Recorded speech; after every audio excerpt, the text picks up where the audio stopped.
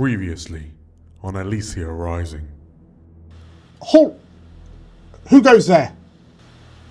The figure sort of turns to look at these two that are kind of mid-lunge, and they drop. So they're going to drop into defensive positions, and the hired muscle is going to shout that intruders, like the enemy, is here.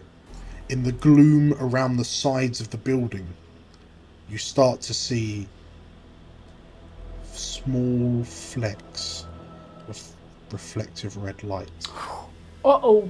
I'm probably actually going to use the fire bellows. There's this gout of flame that explodes outwards and carpets like a good half of the swarm, wrapped in spiked chains, surrounded by rotating concentric rings, is a large crystalline structure.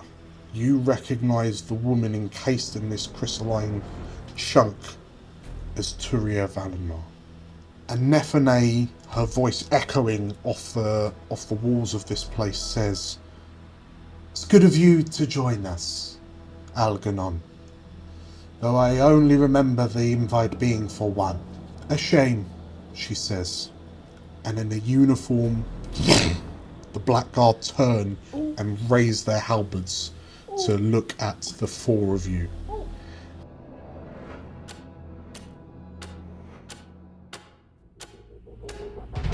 Welcome to Elysia, the jewel of the north. On our gilded streets, fortune and fame can be found by anyone. Hi, I'm Julia, and I'm playing Magpie, an ace of our lurk. Hi, I'm Nate, and I'm playing Cavern, a dragon-scent slide. Hi, I'm Meg. I'm playing Frida, a wolfkin cutter. Hi, I'm JC, and I'll be playing Algernon, an Asavar spider. Hello, I'm Errol. I am playing Atta, a goblin whisperer. And my name is DM Dan. I will be the games master on this adventure. So come on in and marvel at our wonders. Make sure you see the beautiful views we have to offer, and don't mind the ghosts. They're friendly, really. Grab yourselves a seat and make yourselves welcome in the city of Elysia.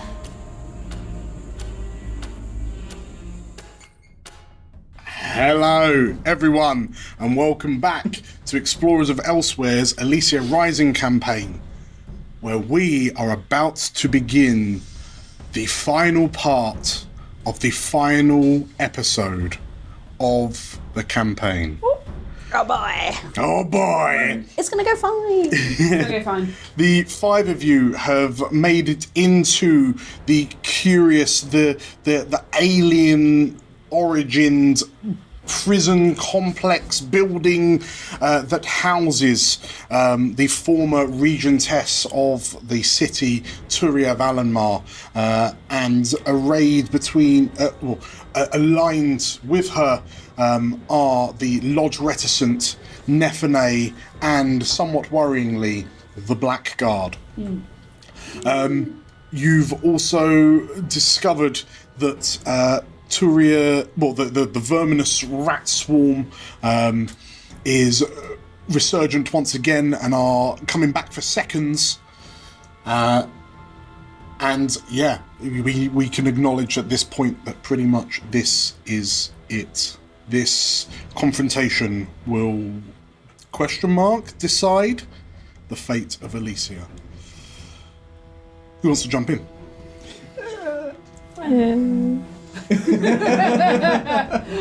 I will take that as a resounding yes. Don't jump in. We can't all die. Big brain. If only it worked like that. So, we have a number of clocks in play at the moment. Overcome Turia's swarm is a 6 clock. Defeat the Blackguard is a new 8 clock. We also have,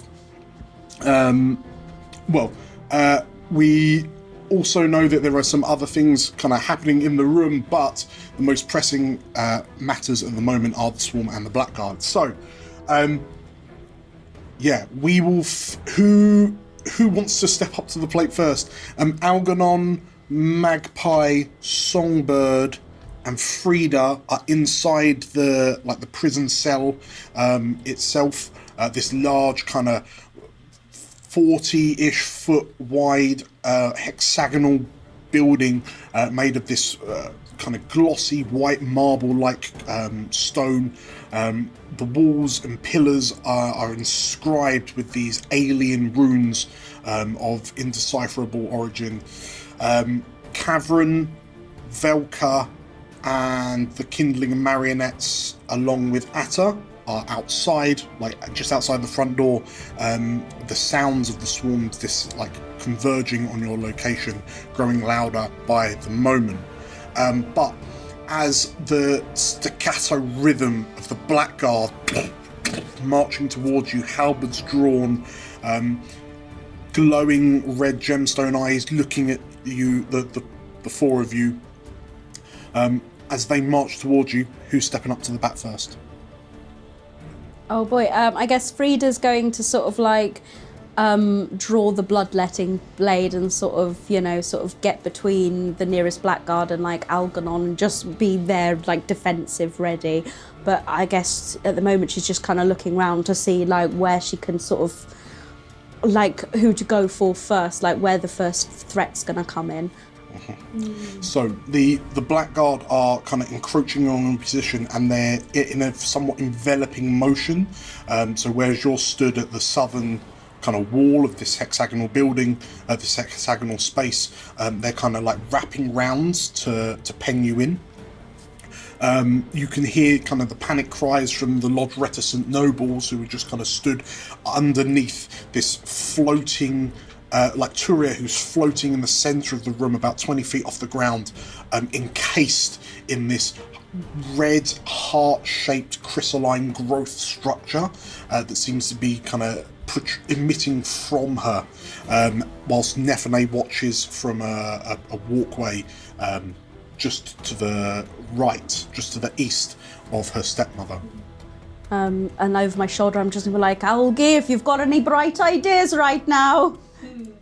Algernon, you also, from your position as you started to kind of go around the side, you have spied your long-lost sister, Devira Cadwallader, suspended also approximately 20 feet above the ground.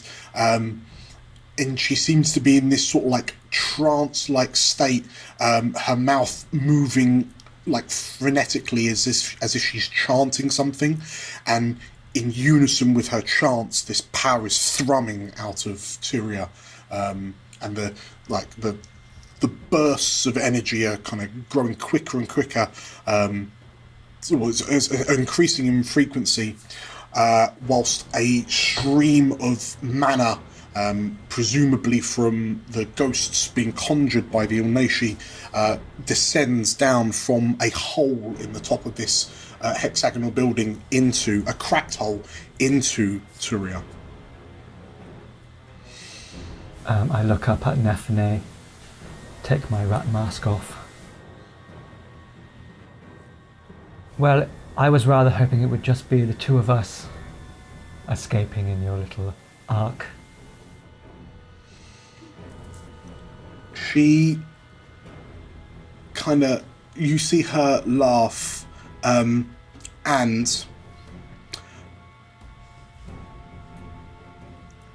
she laughs and then looks to you, flicks the hair out of her face, and "Be careful what you wish for, Algernon," she says. And she turns and sort of holds a hand up towards her stepmother, cocooned in this crystalline shell. And you see her crystalline arm begin to glow as she starts incanting something towards her stepmother. Okay, I would like to flash back, please. Okay. Mm-hmm. Some point after our heist at Castle Antalya, but before we were thrown in Bell Tower,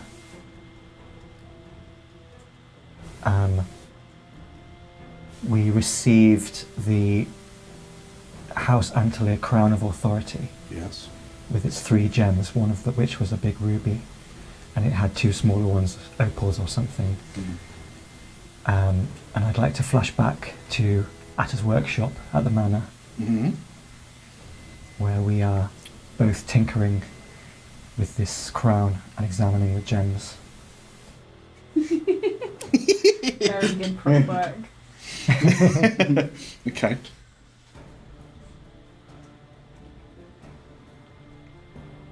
It seems like House Antelia might have something to do with this. After all, Lady Nephine's recent reappearance. It's interesting she wanted the cube from her ancestral home and not the crown, don't you think, Atty? I mean, I wouldn't know what she's got planned, but yeah, this is pretty powerful. It's a big focus. I think that's what Atta found out. This gem is a really big arcane focus, but maybe it didn't do what the cube did. I guess it's different somehow. Well, the Crown of Authority must have a similar focus. Perhaps we could reverse engineer. What's the reverse of authority?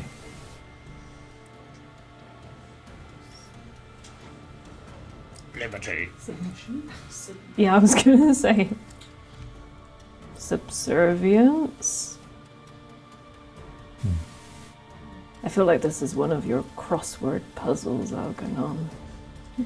The opposite of authority, like anarchy? Almost? Perhaps, maybe if there's some sort of manner.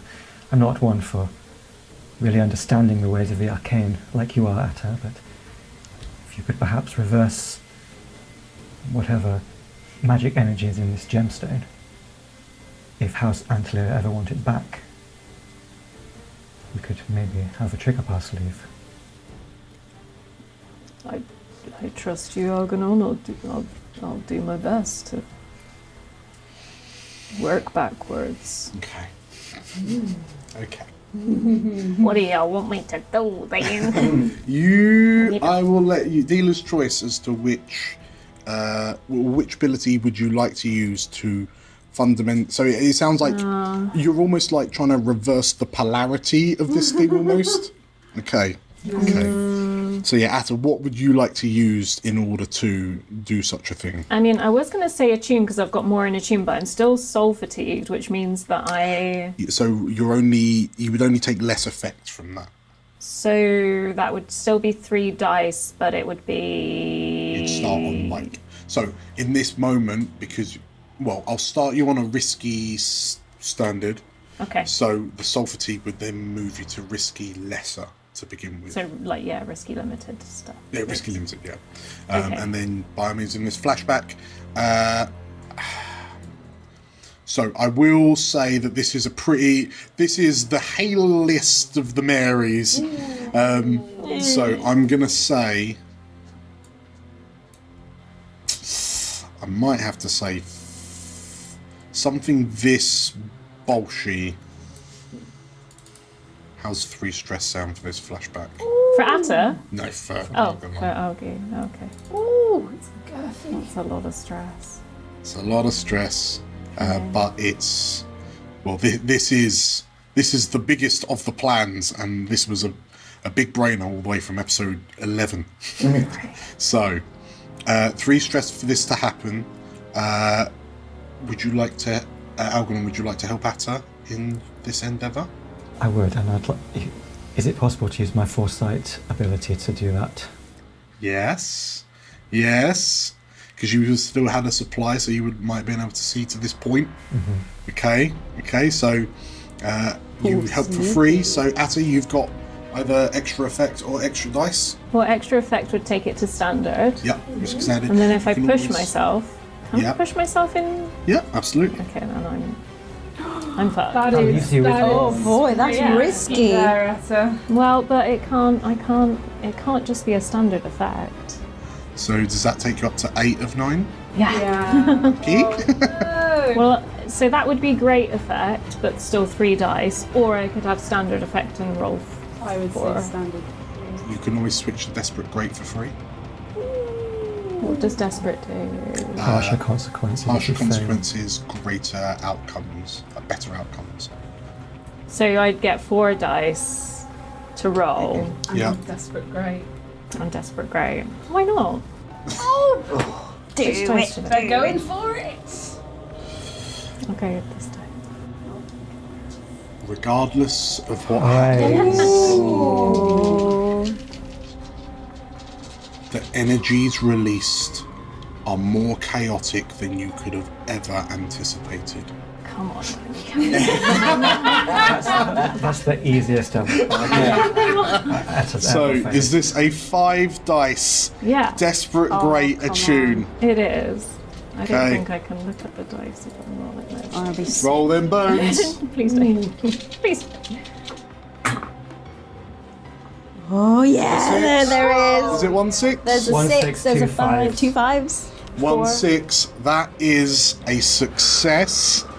Well done. Good job. Thanks. Fantastic. And Chaotic. as you, so that is 3 segments on a clock off the back of a greater success. So Can we flash forward from Yeah. there to our escapade underneath Bell Tower? I'm looking down at the swarm of rats. It's forming the face of Lady Antelia, yes, yes. and I have the ruby gemstone, the crown of authority. I see what authority gets you, and I toss it in. And as the swarm opened up and enveloped this gem, it formed into a hand to ensnare the gem and kind of drag it down into the depths. We flash back to the present, and you notice that the crown of authority has been, for all intents and purposes, embedded in the forehead of Lady Turia.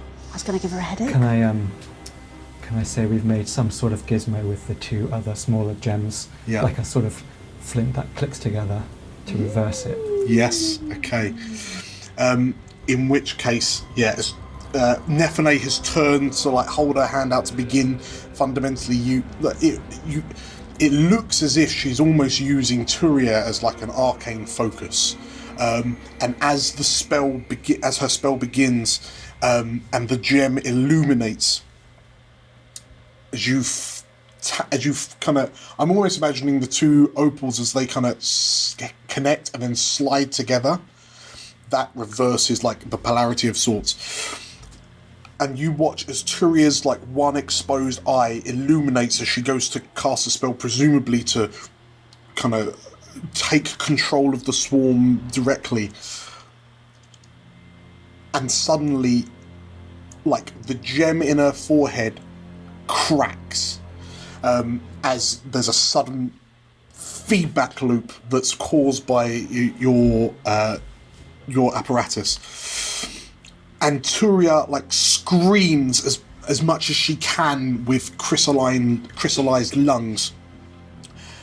And the 2 of you outside Atta and Cavern, as the rats surge and they form almost like a tide, or a tidal wall as tall as you all, you feel this kind of resonant boom emit from inside the chamber behind you, and as it ripples out through the wall, it washes over the swarm, and like it blows them away as if they've been, as if a tsunami has crashed into them. And as the rats kind of scatter, you see them all sort of like the glowing eyes all begin to flicker out to normal rat eyes, as they all start to like fall apart from one another, and it seems as if Turia has now lost control of the swarm.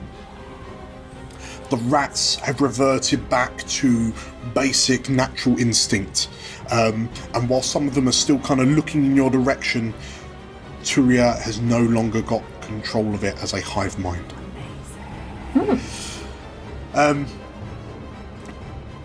And like Nephinae pulls her hand back as if she looks at her hand as if she's done something wrong, and then as she hears her stepmother scream, and Algernon, you kind of through the din, you also hear Devira scream at the same frequency as Turia. Nephinae then looks to you and "No!" she shouts and screams as she watches as the crystal cracks and then shatters outwards, and shards of red ruby kind of tinker to the stone below. Yeah, that'll do. So, at the sound of that, like the blackguards stop and sort of like they glance over their shoulders to see what's happened, and those of you, well, all of you, feel as if suddenly there's a slight change in the momentum. Who wants to start the assault? Go on then. Go on then. In that moment where like the blackguards are distracted, I'm just gonna like get the like bloodletting blade and just try and like essentially jam it upwards like between the plates and just go for it. So bear in mind the blackguard are still a tier 6 faction. So I like, if you're going mano a mano, that will start you on a 0 effect. If anyone wants to join in, if you want to start tag teaming, that will help. Because getting help could at the very least take you up to lesser. Chug a little rage essence. You could chug a little rage essence. Can you remind me what they do? Because usually I have to look it up every single time. Not to worry. A rage essence, it greatly enhances your strength, resistance to pain, and irrational aggression for the span of several minutes. Oh, yeah. That's exactly what we need right now. What does that translate to in terms of like mechanics? We will see. Okay, great. Yeah, I'm pulling the cork out and then chugging it back. Okay. So, yeah, those of you watch as Frida Nexus vial of rage essence, you find yourself sort of like stooping over as this burning sensation rips down your gullet towards your gut, and you feel the heat begin to sort of like swell out from your center mass into your arms, into your legs, and they just feel bigger. And you watch as Frida hunches a bit more, and then you emerge slightly more bestial in nature. Could I combine that with my not to be trifled with, and could I actually try picking up a blackguard and throwing it into another one? Okay. Yeah. No. Absolutely. Why not? Absolutely. Okay. So, how are you? What ability are you using, Frida? I am using not to be trifled with. You can push yourself to do one of the following: perform a feat of physical force that verges on the superhuman, engage a small gang on equal footing. I don't think the small gang's gonna like count for shit, but perform a feat of physical force bordering on superhuman. Yeah, so if you're fighting with the strength of multiple people, that will certainly help. Are you skirmishing, wrecking? I am skirmishing. Skirmishing. Yeah, I'm skirmishing. I'm putting all my dice in this one. Okay, right, so we start on 3. I'm going to start you on a... because the tide has turned somewhat, I'm going to start you on a risky 0 effect. Okay. So, not to be trifled with, you fight with the strength of multiple people, so that will increase your effect for all intents and purposes. Okay. So we start you on a risky lesser. The rage essence, I will. The rage essence, if you're using it with skirmish, I would say you get an extra effect. Okay. Because you're going that much more batshit. If you end up wanting to use it with wreck, I will let you add an extra dice if you're using it with wreck, because that is sheer savage force, which... No, I'll do skirmish and an extra effect. Okay. Yeah. So that will then push you to risky standard, the rage essence, and not to be trifled with. Sure. I've got to push myself, so that's 2 stress, isn't So it? you're on 7 of 9. It's fine. You also then you're still pushing yourself, so you also get an extra dice or an extra effect as well. So I say you're now at risky standard. You can swap that to desperate great for free. Yeah. Okay. It's desperate could go real badly wrong. Or you can move to a Desperate 4 great. dice. That would just mean like probably some real bad harm, right? Really bad harm. Yeah, but I do have armor, so that would lessen the effect of harm. fuck it, desperate great. And put an extra dice in for the... So that's a 4 dice desperate great against the Blackguard. Yay! Oh no. The 4 is a partial success. Oh, that's okay. There is a 4. Okay. There's a 4. There is a 4. Right, so defeat the Blackguard. A desperate great will be 3 segments. Okay, so Frida, as you drink this potion and as you you rage out faster than any of you have seen it, as Frida bolts towards a Blackguard, before they get a chance to swing the halberd, you've grabbed the collar gorget and the belt and lifted this 300-pound fully armoured figure above your head, and with a launch, the Blackguard goes hurtling into the next other Blackguard, sending the 2 of them sprawling to the ground. And whilst all of you are, I don't know, are you happy, horrified, of what's happening? Turned on. Yeah, pretty happy. You then, however, notice that the Blackguard, the 2 Blackguard are able, the standing Blackguard are able to effectively fill in the gap much more quickly than you anticipated. So I'm going to say a reduced effect, so 2 segments, unless you want to resist, in which case we'll ignore that. Oh. I don't know, have other people got stuff up their sleeve, or should I try and resist? What do people think? You're on very low stress. Yeah, you're very low. I think you need to conserve. Don't resist. Two's good.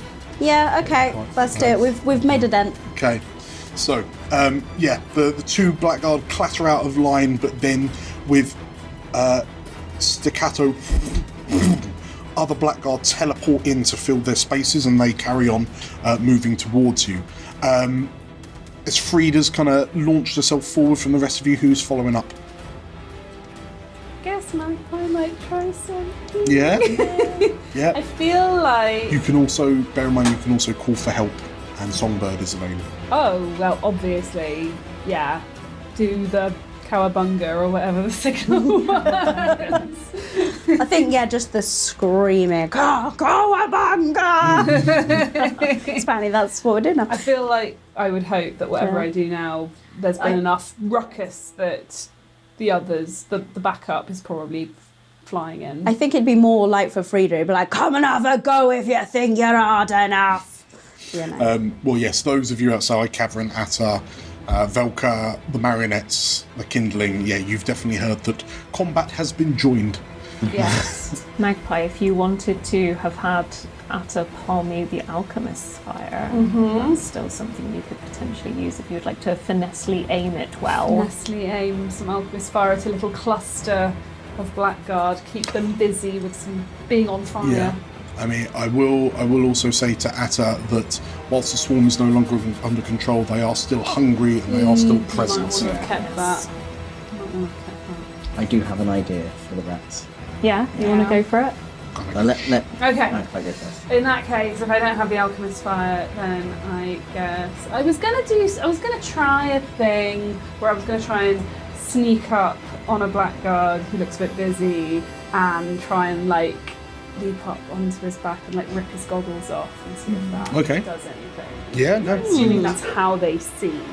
So if you can't see, that might be. Is anyone helping Magpie, and or are you? So you can request help from Songbird or Velka, and then depending on circumstances, they may say yes or no. Yeah, probably. Yeah. I'm just trying to decide which one I want help from. Would he be more distracted if Songbird got in his face, or if he was on fire? If he's on fire, I might not want to be on him. Yeah, the eternal question. Yeah. Songbird?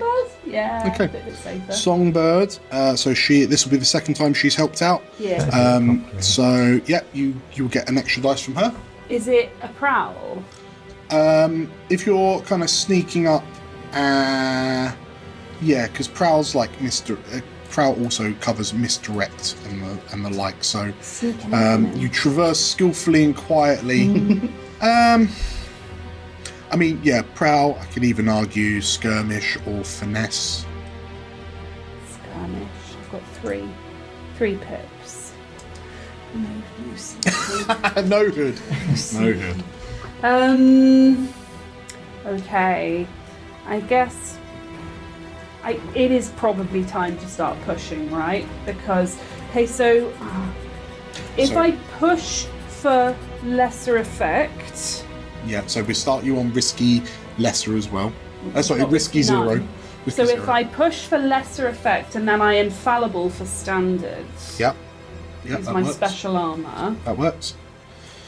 Okay. So if you push... So now it's a 3 dice. So- Risky or desperate standard. What is it? So pushing takes you to 7 of 9 stress. Yeah. You The sexiest Star Wars so you push up character. to risky lesser. You can use infallible in your special armor to take you up to risky standard. Yes. So it's a 3 dice. You can switch to desperate great for free. I don't want to die right now. I'll die in a little bit. Yeah. Yeah. Okay. So 3 dice. I'll die later. 3 dice I can do risky all standard, useful if I and live then now. are you taking? So Songbird, is she giving you an extra dice or an extra effect? And she will also be implicit in any consequences off the back of this. Extra die. Extra dice. I hate desperate consequences. I'm really scared of them. Okay, so a 4 dice. 4 dice, risky standard. Risky standard. Okay, I'm trying to do goggles off. Oh, 6. Oh. 2 sixes. 2 6. Crit! It's crit. So a double 6, a crit. Yay! Nice. Okay, nice. So, you. So off a crit adds an extra segment, so that instead of 2 segments for standard will take you up to 3 segments. So, as you and Songbird, still fresh from her recent chastising from Algernon, the two of you like swoop in on one of the Blackguard, and as the halberd swings, the two of you both sort of like duck and dive out the way, so the halberd just misses you. You have to calculate it that you have to get close enough to the blade that you're then inside the Blackguard's reach, in so much and that Songbird goes low and with a swift stab slides her punch dagger in between the plates around the kneecap, and you hear a grunt as the blade pierces into the Blackguard's leg, and you're able to then come up and kind of grab onto the arm and swing onto the back, using the cloak to sort of like get a bit of purchase. And how are you? What are you using to prise the eyes out with? Or are you like smashing them? Or Probably my dagger. I've got a rapier and I've got a dagger. Ooh, shuck it like an I'm oyster. gonna shuck it like an oyster. Okay, so in which case, yeah, as you come around and you have to kind of use your legs to kind of grip round the ribs, 2 blades go into the sides of the goggles, and with a hefty, like a wrench, these 2 gems crack and fly out and kind of collide with each other in midair, just in front of the face. And the Blackguard roars in pain as if you just plucked out their actual eyes. And as they stagger around, those of you who are stood in front of the Blackguard can see inside the mask, and you just see these sewed up eyes and there's nothing, they're hollow, they're sunk, and there's nothing nothing behind the sewn skin. And the Blackguard kind of stumbles around, swinging wildly. And as the two of you disentangle and kind of roll away, the Blackguard sweeps and clashes the halberd into the Blackguard next to them, taking the 2 of them out of the fight. That is 3 segments on the clock. That's 5 of 8 to defeat the Blackguard. Oh boy. Great. let's throw it out to those of you outside. What's Cavern and or Atta doing? After hearing the scream, like the two screams go in there and the whatever you're shouting as well. Cavern, they've got this. I'd like to do a flashback. Okay. Yeah. Cavern has gone on the prowl for some trance powder, but has not been able to find any. It seems the stash of it is limited at the moment. Okay. He's heard news that someone might be able to make him something else. He's going to go talk to Lorenzo. Lorenzo! Okay. Lorenzo! So this is before the B team. This is before the B team. He has heard of Lorenzo's, he's had a quick chat with Devarien. He's heard of Lorenzo's plan, and he's gone quickly to Lorenzo and asked if he's got maybe some extra paralyzing powder that he can borrow. So yeah, you find Lorenzo in the little apothecary at the back of the Spectre lair. And yeah, as you enter, what is it? He says as you enter. He looks to you and you know, it takes me a long time to create all of this poison, he says. He is happy to try and synthesize some more for you. Are you happy for him to? Yeah, he's gonna. So basically, he's gonna make his standard apothecary roll. I'll let you roll this. So Lorenzo is now a tier 3 apothecary. Nice. So that's a 3 dice fortune roll. Four. Okay. So. Very Lorenzo. Very Fucking Lorenzo. I think he might be worth them fiends, you know. Okay, so he is able to. Cavern watches horrified, I assume, as Lorenzo sighs and then sits down on the little kind of medical bed chair thing that he has in the centre of his apothecary, and then he places his hands, he rolls his sleeves up. Sorry, he rolls his sleeves up and then places his hands on his knees, and he closes his eyes, and he looks like he's in a very kind of Zen centre space, and then you see him clenching on his back teeth, and he starts vibrating as he starts. Are you going to shit yourself? And you watch as from his lower arms, it's almost as if they've become clammy and sweaty, as he just seems to secrete this liquid, this clear liquid from his pores. Oh God! Because horrifyingly, that's what it turns out he can do. Hang on, was this established in B team? Yeah. Like Lorenzo can secrete roofies? Yeah. I decided that. Okay. So Am I just gonna move this way?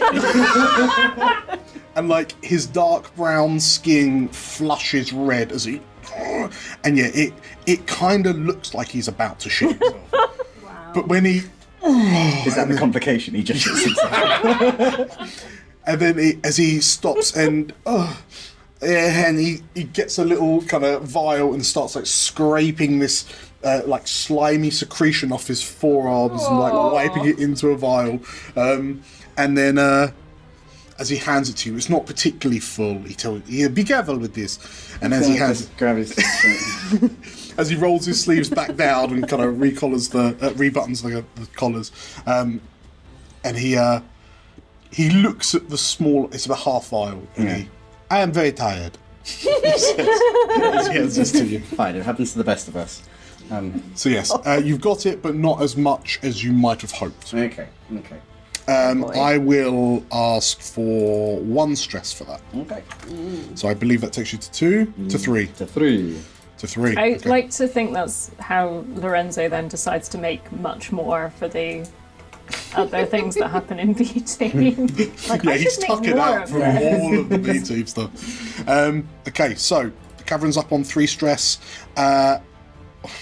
What are you doing with this? I would like to decant it into the bellows and try and whoosh it over the rats. Okay. With finesse, if I can. With So finesse. you're turning the flamethrower into a roofie Yeah. thrower. It's got no more energy, gotta do something. Okay, so what we'll say is, because it's not a full dose, I will start you on a risky lesser. Right. In that case, I will. Velka will probably do his own roll if Velka was going to help us. Velka might just, yeah. Well, you've noticed that the wrist-mounted flamers are seeming to tuck it out. But yeah, if you want Velka to help you, he absolutely can. Yeah, if Velka can help me in a way. Okay, in which case, the pipes that lead down to his wrists that you saw him kind of expunging flame with earlier, as he sees what you're doing, he unplugs one of the pipes on his torso, and you hear a hissing coming from it, and he effectively kind of jabs it into the back of the bellows to give it more pressure. So he'll be able to bump you up, dice or effect, whichever you'd rather. I will take that. Yep. I will then push myself. So I'll go for a standard effect. Mm-hmm. And then an extra dice as well, so it'd be 3 dice. Okay. Standard effect, 3 dice. Roll them bones. 6. Oh, there's a 6. On the tiny die. On the tiny dice. And just are you pointing this at the rattos? Pointing it definitely at the rattos that seem a little bit more interested in us. Okay. In which case, so off And the they back. just go. You know how they've got fainting goats? It's just Okay. So there's still some sort of a modicum of oily liquid from the flame from earlier, but mixed with the higher pressure from Velka's suit. Lorenzo's secreted paralysis poison mists out, and for success that is 2 segments. So the swarm is on 5 of 6. It is almost completed. So yeah, just a bunch of the rats just effectively fainting goat over. The swarm is greatly diminished. Atta, is there anything you want to box off with? I mean, the only thing that I feel like I want to do, I've not got a lot of stress left. I've got 0 stress left, actually. But I still feel like I would like to try and study these runes and see whether anything can be done to the runes to help us. Okay. Because that's still a 3 dice for me, because I've got a high study. Yes. But I won't do anything extra to it. So I can just roll a 3. Okay, Maybe so it'll help. Can I assist you with foresight? My second foresight. You absolutely can. Okay, so in this moment, I will start you on a risky lesser. Okay. So primarily because it's just so Overwhelming. there's a lot happening. Yes.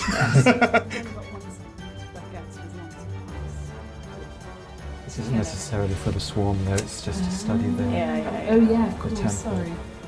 Yeah. Should I take the extra dice? Or should I take an extra? Can foresight only do an extra dice, or can it do effect? It's an assist. Oh, let's do an effect. Okay, so risky standard. Unless you'd like to give me a devil's bargain and of some description. Regardless of what happens, the remaining swarm catches you. I want Catches that. up with the group. Oh, not the group. With the group. If it was just me. They will swarm Velka.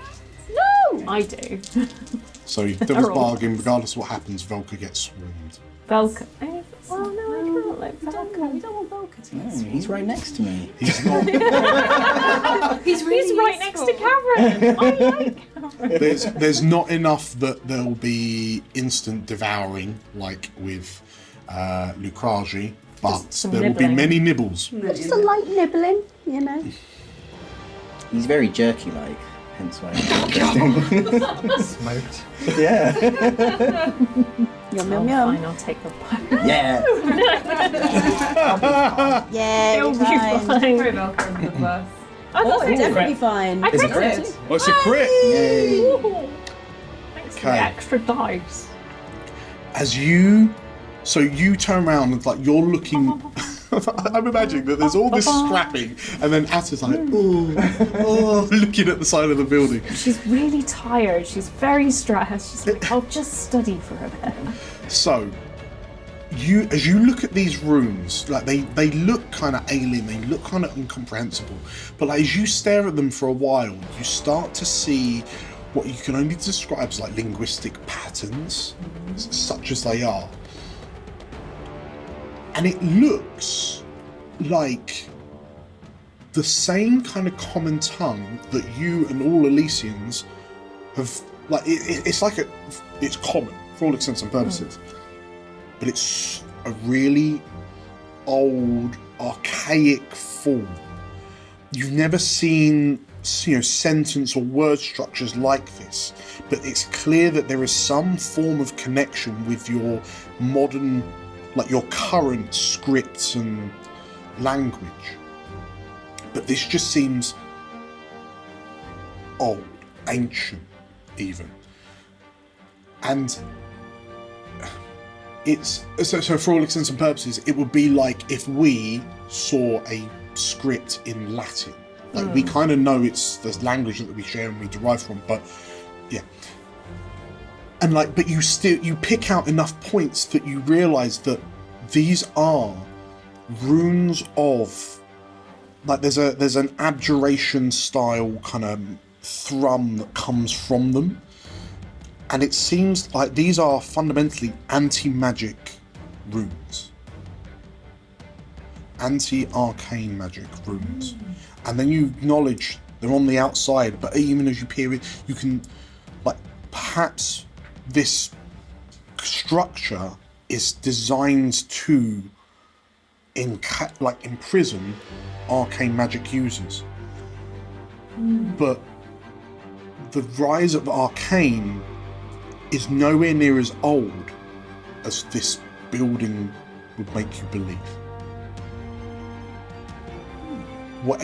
Whoever built this structure once upon a time also lived in a world of arcane magic. But that was a gift from a Khan. Significantly closer to the present day than the building is on.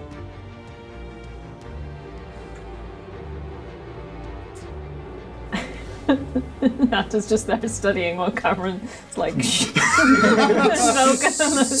spraying these rats with paralytic poison.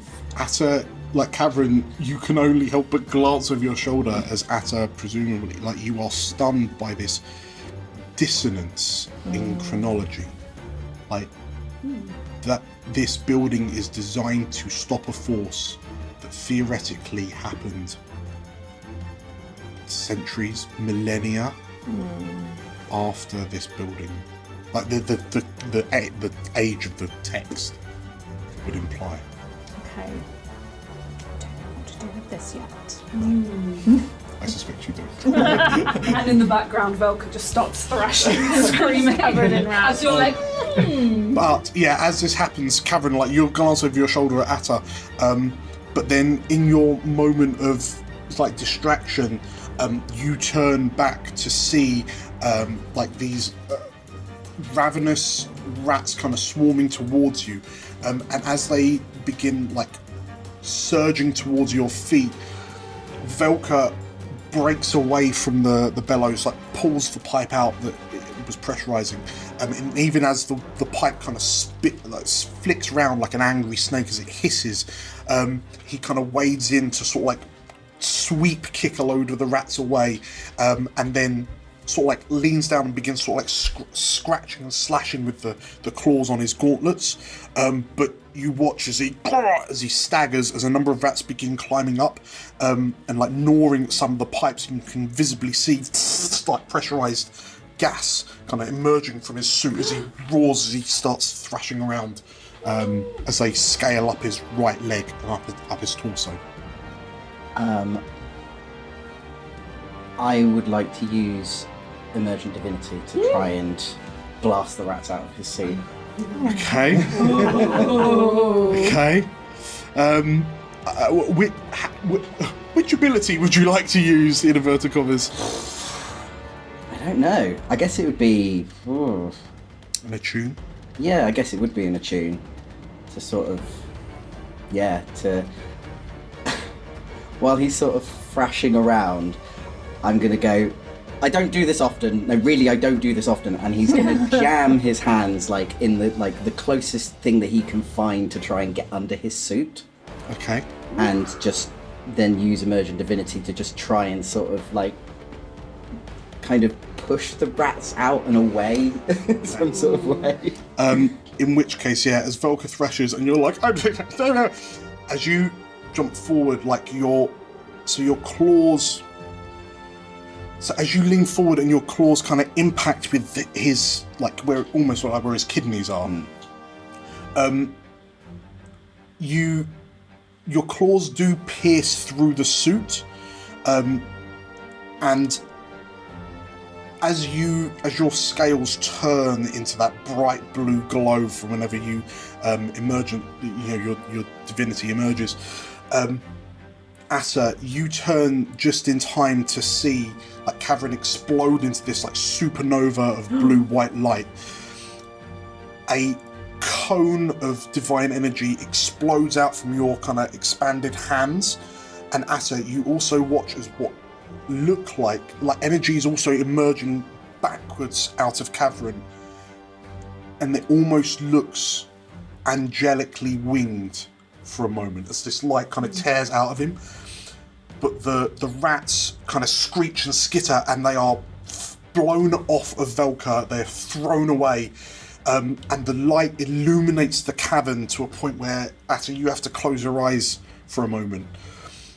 And as your divinity, it surges for a moment, and then as it begins to peter out, and the room you turn back to your normal grey scales, and the room returns to a normal light.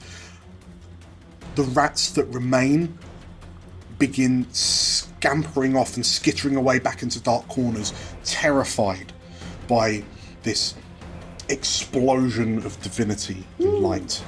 And regardless of what effect level that was, you will get at least one segment as the swarm is shattered by you. And as you kind of catch your breath, Velka turns to you, the wheezing of his apparatus, and he looks to you and he looks like he's heavily breathing, and thank you, he says as he kind of pulls himself off of your claws. But you see that from the 4 holes where your fingers pierce through, there is this dark, oily liquid that's seeping out, and it looks like baddened blood. And he turns to regard the two of you and let's go, he says as he begins limping in to the... Are you sure about this? You can stand outside? He flicks a look to you, and even though he's got his goggles and his mask on, you've seen the face underneath, and you kind of just get the impression of the look of determination he gives you as he stubbornly, through the pain, staggers into the hexagonal room. The swarm has been overcome. Back in the room as Velka, Cavern, and Atta emerge. So, Magpie, you've just kind of tag team one of the blackguards with Songbird. Frida, you've just launched another blackguard into another. What's Algernon doing? I was wondering if there's any evidence in this room of the the shroud machinery that we know that the lodge has stolen. It's obviously being used up above. Yes. To funnel down here, but is there anything down here on the receiving end? So you, as you're looking around, you kind of get the impression that the chains that surround Turia's like crystalline form, they look like they're part of the architecture. But the spinning kind of astrolabe concentric rings that are rotating around her, that looks out of place. So you wonder if, and you know, the stream of kind of ghost energy from above seems to be feeding into those rings, and it's then kind of dispersing it around, flickering across, various arcane runes, and kind of bouncing down into her, and like with every pulse of ghost mana into her, like the red crystal around her thrums with more energy. So you suspect, that this spinning apparatus around her is the shroud. And is there any sense that the stream of souls is dying off? Or? Currently, at this moment, it looks like the stream isn't particularly... It's certainly not a torrent, but it is still coming through. So there is a part of you that's wondering what on earth the B team are doing. Yeah. It seems like they're doing something, because you, from your expectations of what the Elysia were planning, you were expecting a stream of mana to be flowing into her. But yeah, it's kind of, I've been calling it's a bit of a wispy, a wispy stream rather than a river. Okay, so on the safe assumption that the B team has failed, I'm going to carry on up the stairs as much as I can to go and confront Nephinae. Okay. As you break away and begin to head up, you do hear a and in front of you is a figure wearing a silver corvid mask. There he is. There he is. And as the raven appears in front of you, there is, like, as they teleport in, the blade of the rapier is already sweeping towards you. Yeah, as he looks to skewer you as you approach his mistress. I'm going to test my luck again with my self-defense skills. Mm-hmm. We flash back in Algernon's mind decades ago to his travels around the world, learning a martial art from a strange old master on the back of some bazaar. Yeah. A fighting skill, a fighting style with a stick and one leg. Yes. As if he knew he some day might need it. Okay. And I'm going to attempt a skirmish as a reaction. Okay. So, I will state that the Raven is a tier 4 opponent. Mm-hmm. You are obviously tier 3 gang, so we're going to start you on I'm going to start you on a risky lesser. Okay. Well, immediately I can bump that up with infallible. Okay, yes. To standard. Yep, risky standard. And then I'm going to push myself for another dice because I've only got one hit. Mm-hmm. Okay. So 2 dice, risky, standard, skirmish. Do you want to trade up to desperate grade? I've got to.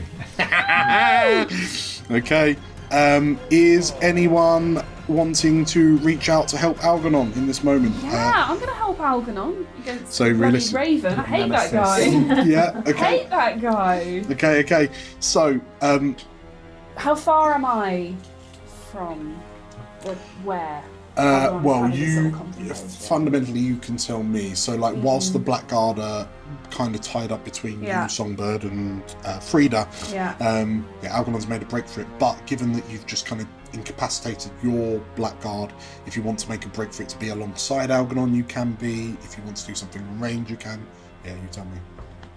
I need to know the layout of this part of the room a little bit to do what I want to do, because basically I want to maneuver somehow so that I can get behind the Raven And if it helps, I would have a silence potion so that I am extra sneaky.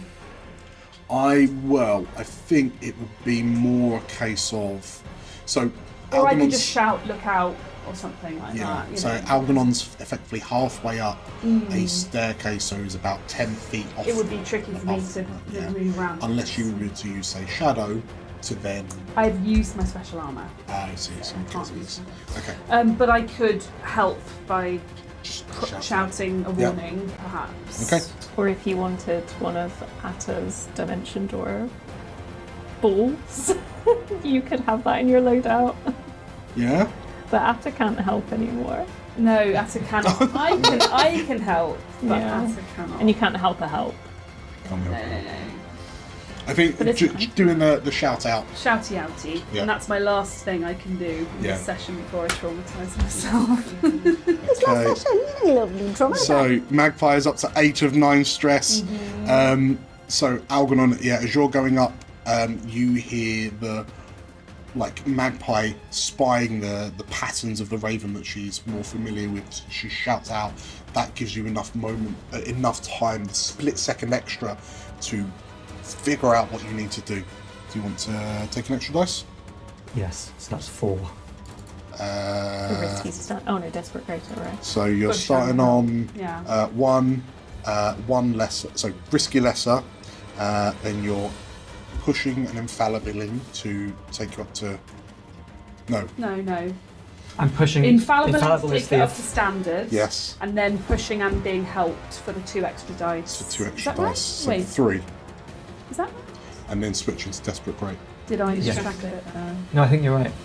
I start 3 with dice. 1, I push for 2, you help for 3, and then I've done all my stuff to bump it up to desperate great. Okay.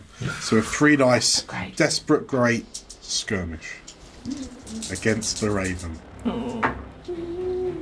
4. So 4.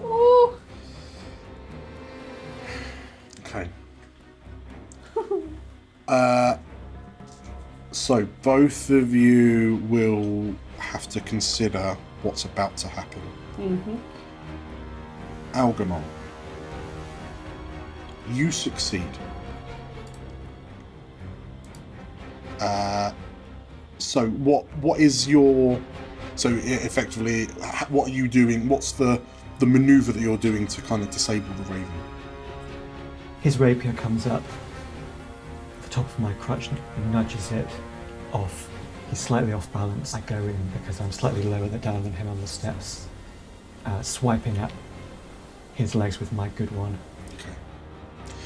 In which case, as the blade comes forward, you do your best to you parry it away as best you can with your crutch, and in doing so also sweep his legs out, which causes the raven to tumble down sort of like a 15-foot drop off the staircase onto the floor below.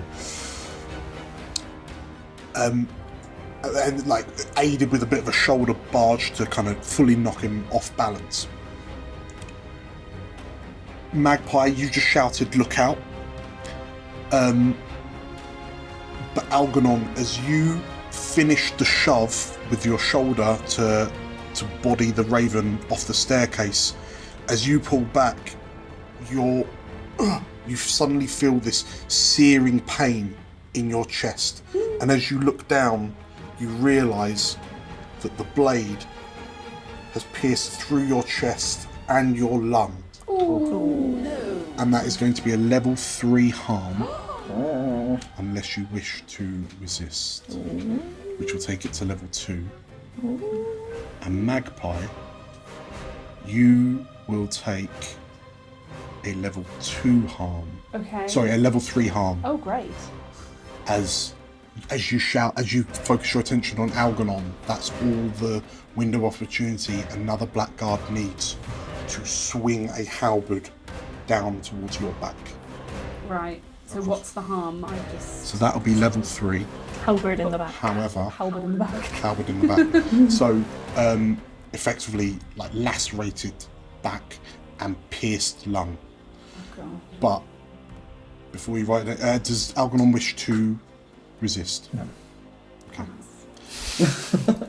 Well, no, because so fundamentally you'll be resisting separately, but Algernon has a pierced lung. Could I resist on someone's behalf? As a protective measure. Because now I can use bodyguard. How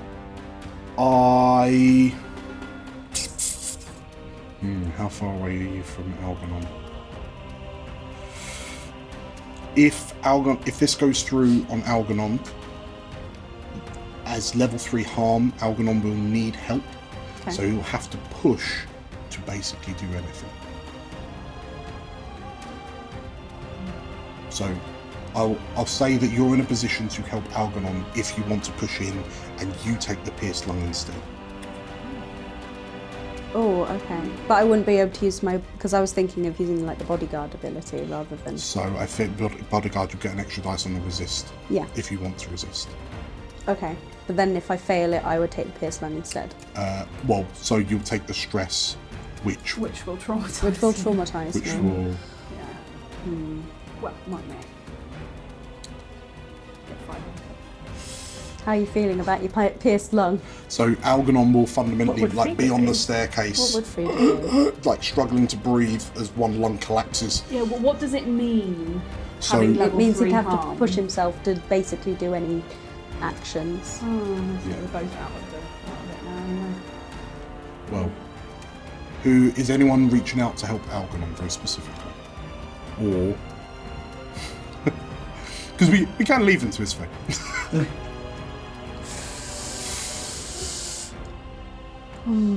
Because if you jump in, you've got armor. I do have armor. Yeah, I think it would be pretty reckless for Frida to jump in the way of that. Yes. Yeah, so I'm gonna use my bodyguard ability. I'm gonna resist that for Algernon, and you just see Frida come in sideways. Like you can just see her sort of charging towards as this thing happens. Very much Incredible Hulk, like filled with a rage potion, like your thighs swollen with power, but you leap up, you clear a good 15-foot rise up onto the staircase. You grab the tip of the rapier and bend it away as it then skewers into your pec. You can roll resist. If you don't want to roll resist, you have armor, so you can immediately use that to reduce it to level 2. Okay. Oh yeah, I'll just do that. Yeah, level 2 arms up. Fine. That's just one minus dice, isn't it? In which case, we'll say that the blade hits your chest plate, scrapes along the side, and then instead enters into your shoulder. Okay. So your left arm is dead. Your left wiggly arm. So your left arm can't be used at the moment as the blade pierces through it and kind of pops out your shoulder a little bit. So Algernon, you watch as the blade just swings past you, so you no longer have level 3 harm. Frida, are you using your armor? Yeah, I'll use my armor. So level 2 harm. Yeah, got it. Unusable left arm. Boop. And Magpie, you shouted out, "Look out!" and you feel the presence of this blackguard take a step towards you, and you hear the sound of the halberd swinging through the air, and then you are pushed out of the way,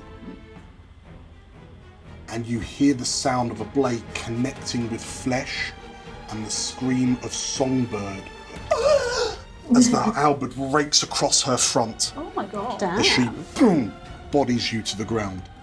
And she staggers a few steps, and you see a large gouge right across her midriff from shoulder to hip.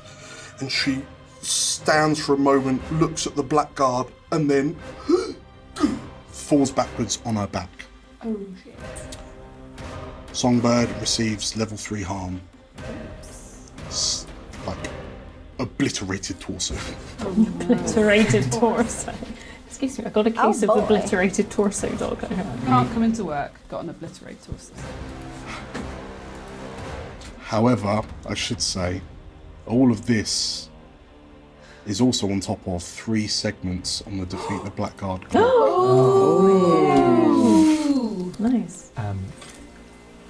as Frida takes the wound on behalf of Algae, and he sort of stumbles down a bit onto the stairs, and in his mind, flashes back to nearly 2 years ago when he was alone in Cadwallader Manor, face down in the Foresight solution, thinking specifically about his possible death and anything that could cause it. And he saw the face of Frida before he even knew her, before he recruited her to the gang, because he knew that someday she'd save his life. Okay. In which case, you and Frida are side by side. Like Frida, your left arm just hanging limp at your side. But yeah, you can see the Raven prone on the stone floor just down below. But yeah, Algernon, you had this horrendous, like this vivid sense of deja vu as this moment you've dreamt of once upon a time, the face of a stranger at the time, all suddenly whips into sharp clarity. As the sound of Songbird collapsing to the floor echoes out, her scream ringing off the stone walls, the Blackguard continue pressing on towards the rest of you who are gathered near the front door, so Cavern and Atto primarily. And as Songbird screams, between the two of you, Velka stops, and like his shoulders hunch as he turns and slowly looks at the prone form of Songbird. And you watch as he kind of doubles over slightly, and like he's still hissing. He looks to the two of you and says, "Finish this," he says. And you watch as he lifts his hands, and with a click of his fingers, the igniters spark, and the gases like releasing from his suit ignite, and he erupts into an inferno. But Cavern, you know that perhaps unlike when he did something similar to this at the Ruby Keep all that time ago, his suit is now punctured. And Velka lets out this mechanically enhanced roar and surges towards the Blackguard and begins tearing into them as he tries to as he slowly begins trying to move towards Songbird's form. But the way is now open. It is now, and like as Nephinae looks at you, Frida, and you, Algernon, you now realise that it is time to stop the ritual. Oh my god. But as you look past her, as you look past Nephinae, you also notice that you need to free Devira. I think I want to try something. Okay. Without any stress to work with. So in my loadout, I've got demo tools. Yes. Bombs. Yes. or maybe Alchemist's Fire, and rats, many, in my loadout. While outside doing studying, can I also have been talking to my rats? So I think there's going to be some things in there that you might need to run up to, like, as we go in, maybe just like run up to the thing that needs blowing up the most. Whatever looks like it needs to, you know... I'll trust your judgment. Yeah, you know, whatever. It's like, these guys. I trust you guys. I love you guys. Peter, I love you. And I give them all names. Anyway, I think I'm going to try and... I feel like this is either. Well, I'd like to argue for either a wreck or a tinker at the least, because then I get 2 dice, maybe.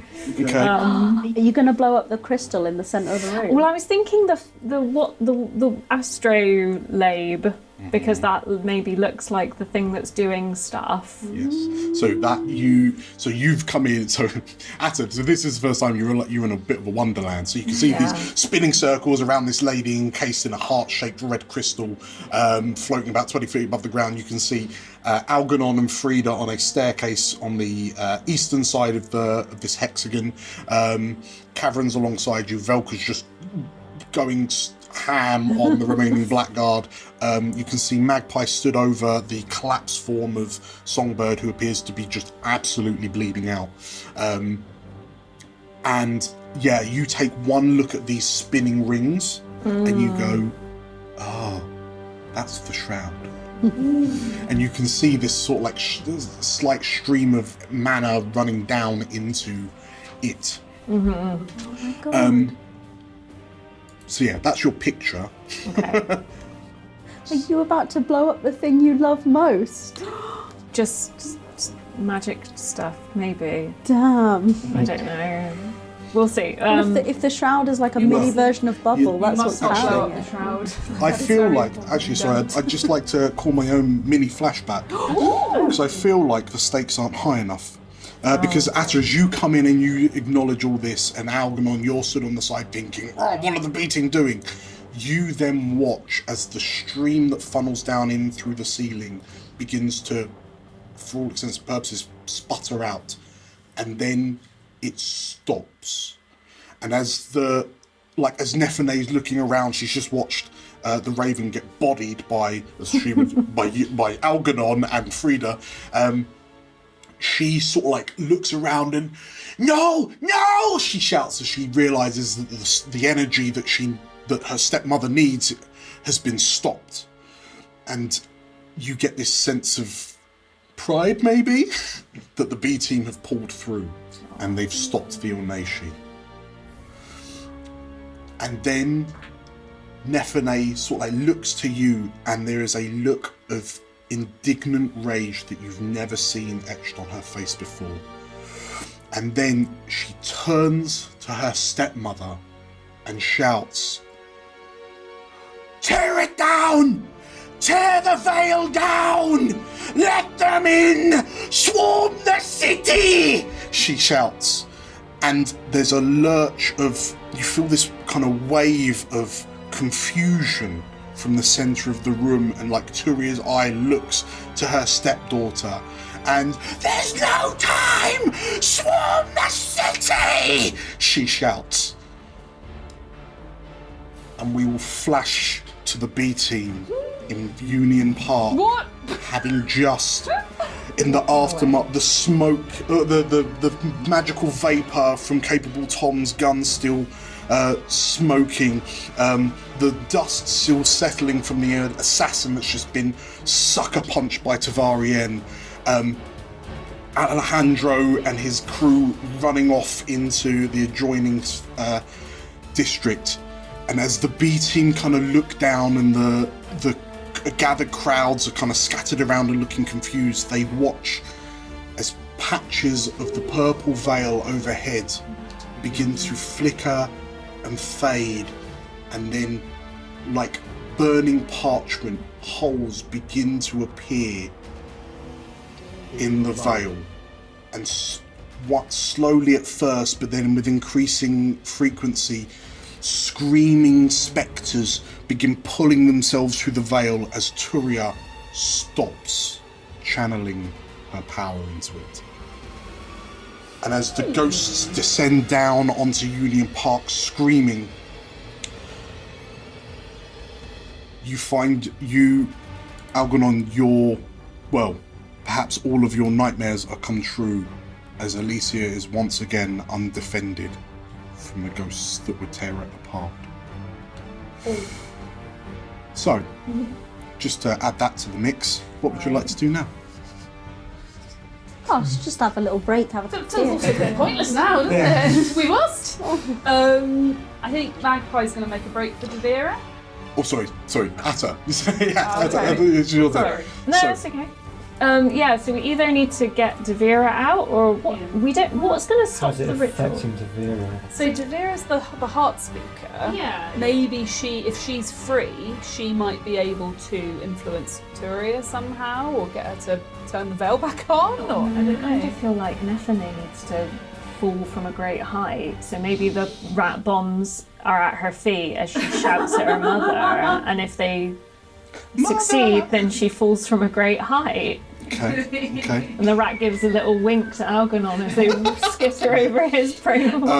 So did you want to lean in on a... I mean, you're using exploding rats, so that's quite wreck. It's quite wrecky. It's quite rare. Quite wreck. So that would be two dice for me. A two see what dice happens. wreck. I will start this on a... Given that you had this hot... you felt the air around you seemingly turn cold, much like you felt when you ventured beyond the veil in the Castle Antalya job. And as you kind of get this feeling that you are now utterly unprotected to the memory spirits, I'm going to move you up to a desperate position to start, a desperate standard. Desperate standard. Okay, sure. Yeah. So 2 dice. Is Algernon or Catherine helping? Or maybe Frida? Frida's just ushering them in the right direction. Mate, I've got like a gammy arm just dangling. I can help you with an extra dice. You're just going, go on, off you go, and I'm like, fucking go. That way. Okay, I'll take it. What colour? Oh, let's do the cavern dice again. I like Okay. the white one. It feels like cavern. Okay, so is this a 3 dice desperate standard? Yeah, Okay. it is. So you're attempting to stop the ritual. It's a brand new 6 clock. Oh, a 6 lock. Jeez. No, it's a 4. I'll help you here. So a 4 is a partial success. Yeah, it's a partial. We're okay. Okay, in which case, as you encourage the rats to kind of run off, they scamper up the stairs surprisingly well, following your lead, and like Nephinae is kind of red in the face, screaming for this like scorched earth policy to just flood Elysia with ghost energy in a desperate attempt to get more power into this ritual. But as these rats kind of scamper, like Algernon and Frida, as you watch these rats scamper between your feet, and you notice the telltale signs of the red, the red strappings. I think we should move backwards. The rats kind of 2 rats run towards Nephinae, and like she looks down just in time to. She swings her left arm in like across herself, and a magical veil, like an arcane shield, appears before her. That is a success, but it's only reduced effect unless you want to hope for a 6 on a resist. Don't do it. Don't resist. What resist would it be? What roll? It would be a Prowess resist. I can prowess. use Could add my one dice, yeah. Because I Oh can come add. on! You've got to get a 6, or you're out. I can resist. And it's for you. only a lesser on. effect you'd be resisting. If I'd say I- take the lesser effect. If I go out with rat bombs, it feels very atta. Oh my Does god. it not? I'm You've gonna got, a use my little, sword. you've got a little straggler behind you, just like picking him up and almost like rugby running yourself into a. Are you doing the resist? Yeah. This will get you a second. So this will get you 2 of the 6 slots rather than just 1. Shit. There's not a lot else I can Well, do. no, there is. You could not do that and then take another action in future that might go better, and that will add more to the clock. Sure. Okay. Pulling Atta back from the precipice of trauma. I'll keep my. I rarely get to use my special ability. I've never actually used Use it it this when whole we game. filled the clock up a bit. I really like the idea of you picking up this rat, going to like rugby run, and then as you go past Magpie just grabs you by the back of the like back of the neck and goes, scruff. nope, Okay, in which not case, today. yeah, Nephinae like brings her arm up. This shimmering shield appears in front of her. The rat Oh, Peter. The rat detonates, but the concussive force still knocks Nephinae backwards, and she like spirals and clatters down the staircase down the other side. See? It's very But yes, one segment of the stop the ritual clock done. Who's up next? So Devira is suspended in the air. I'm going to make a break for Devira. Okay. Yes. How do I get to her? Where is she? So if you're so where are you? So you're kind of roughly in the centre of the room-ish. Yeah, You've got Turia kind of floating up there, and you can see Devira floating about 20 foot up, like due north of Turia. Yeah, okay. So I'm gonna duck and dive and weave and try to get over her and do a little lock picky. Can I pick the locks on her chain? Well, so she is currently suspended in the air. That's not Let's say 20 foot up, like no arched good back, at and her all. mouth is. That's no good. What do I do? Did you say she was actually locked? Is she? So she's floating. She's got these kind of white manacles. marble She's got like. manacles. I don't know how to get her down. So they're not manacles as such, but these they look like magic. Well, they're made of the same kind of stone as then. everything else. I might be Right, able to help you here. Okay. Well, because I've got Ghost Fighter, so I may imbue my hands, melee weapons, or tools with spirit energy, and I gain potency in combat with supernatural. I may grapple with spirits and restrain and capture them. I mean, But if well, I was going to say, if nothing else, you've got to be able to get her to an interactable range first, if anything. So if you've got anything to, I don't know, lasso her, for example. Well, can I have some? I could have some manacles. There's some rope on me. If you what? In fact, manacles. My loadout so far has only been one. Is there anything on your list that can be used to Yeah. either get you up 20 feet or get her down? So I've got 20 manacles and chains for chains, which is a 0 loadout. I can try and use the chains to kind of lasso her foot or wrap it, sort of throw it so it wraps around her foot. And Okay. do a yank. That's not a bad idea. I could try it. I could give it a Okay. go with my one arm. Yeah, I mean, it's a good thing you're If you get her right-handed. down, I'll see if there's anything I can do with the manacles. Okay. What ability would you like to use for this, Frida? Well, no, it sounds more finessey, really, It's doesn't quite it? finessey, How's your yeah. finesse? I've got one, but then how does that work with the -1 die? Does that mean just no die? So you're not. Realistically, a lasso job isn't really a two-handed job in this sense. So I would say we won't count that. Okay. Oh, well, thank you. Your gammy left arm isn't going to affect you in this, but it would affect you if you were defending yourself. It's a good job I'm right-handed. I would help, but I can't. Feeling very sleepy. Okay, so That's okay. Frida, I still have my special armor, So this is a. Oh, okay. so I can still take a devil's bargain.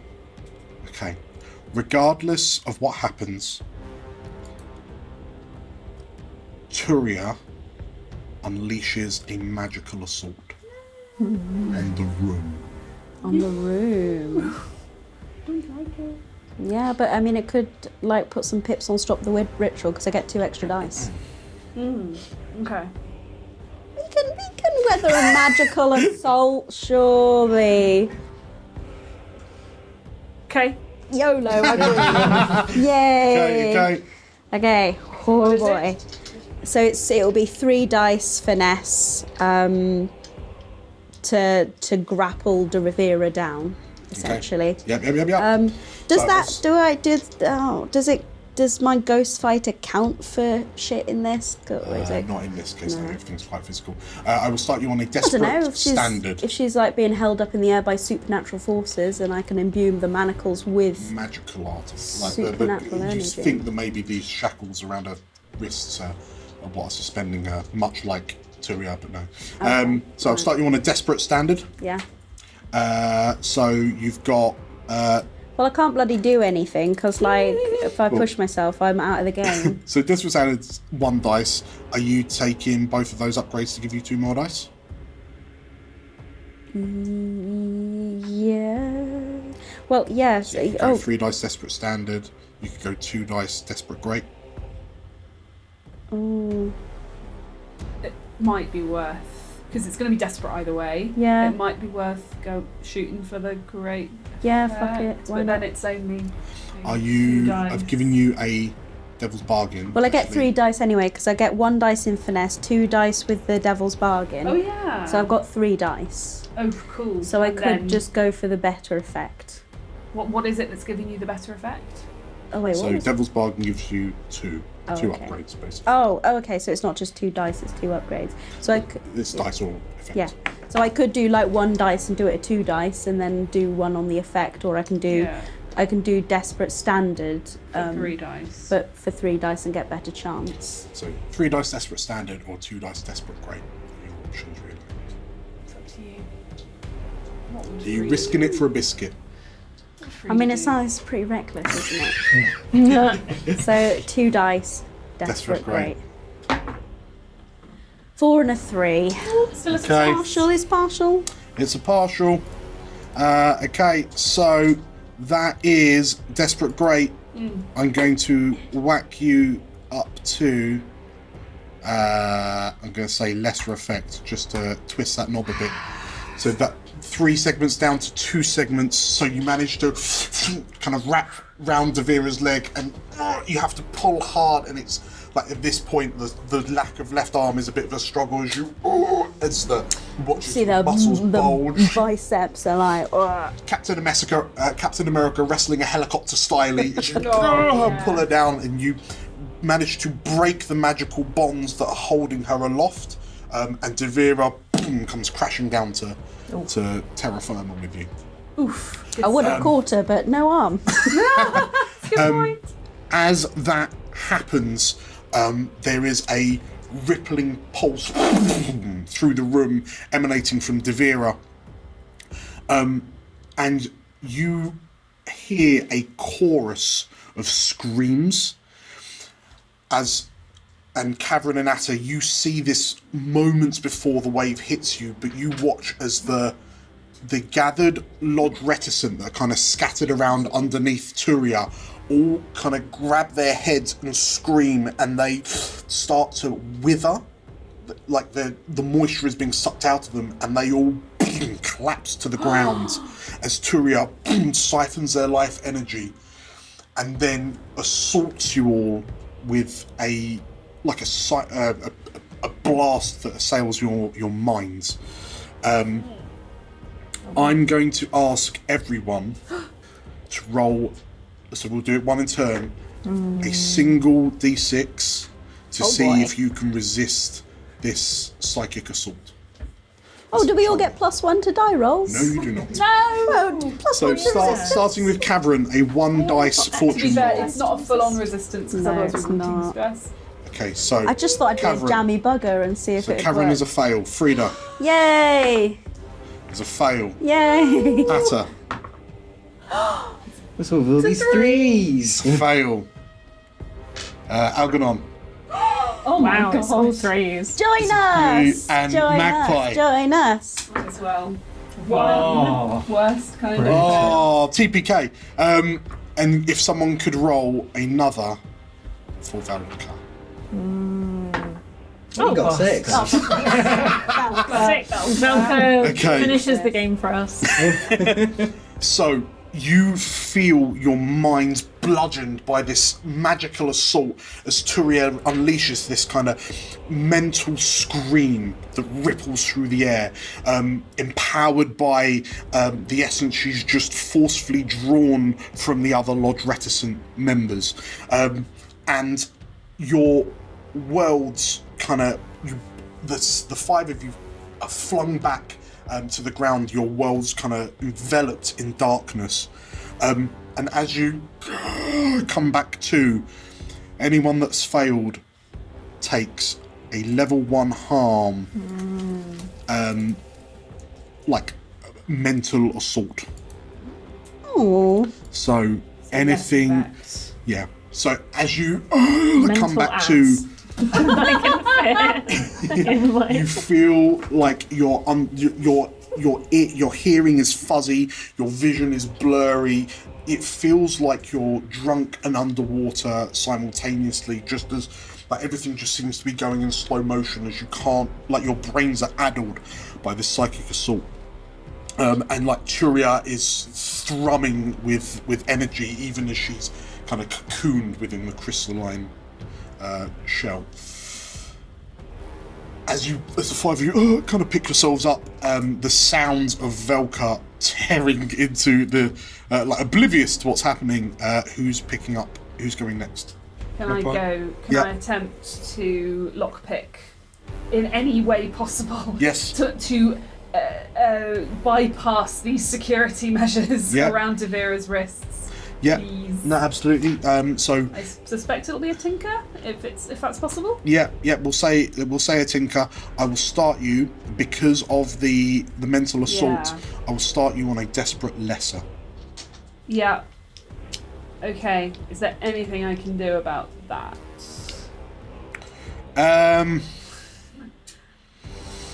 You could push yourself and bounce out the score. No, thank you. Perhaps not then. No, so it might just be a just- 3 dice desperate lesser. So even if I succeed, it's only 1 pip, right? Correct. Well, that If you sucks. crit, that's 2.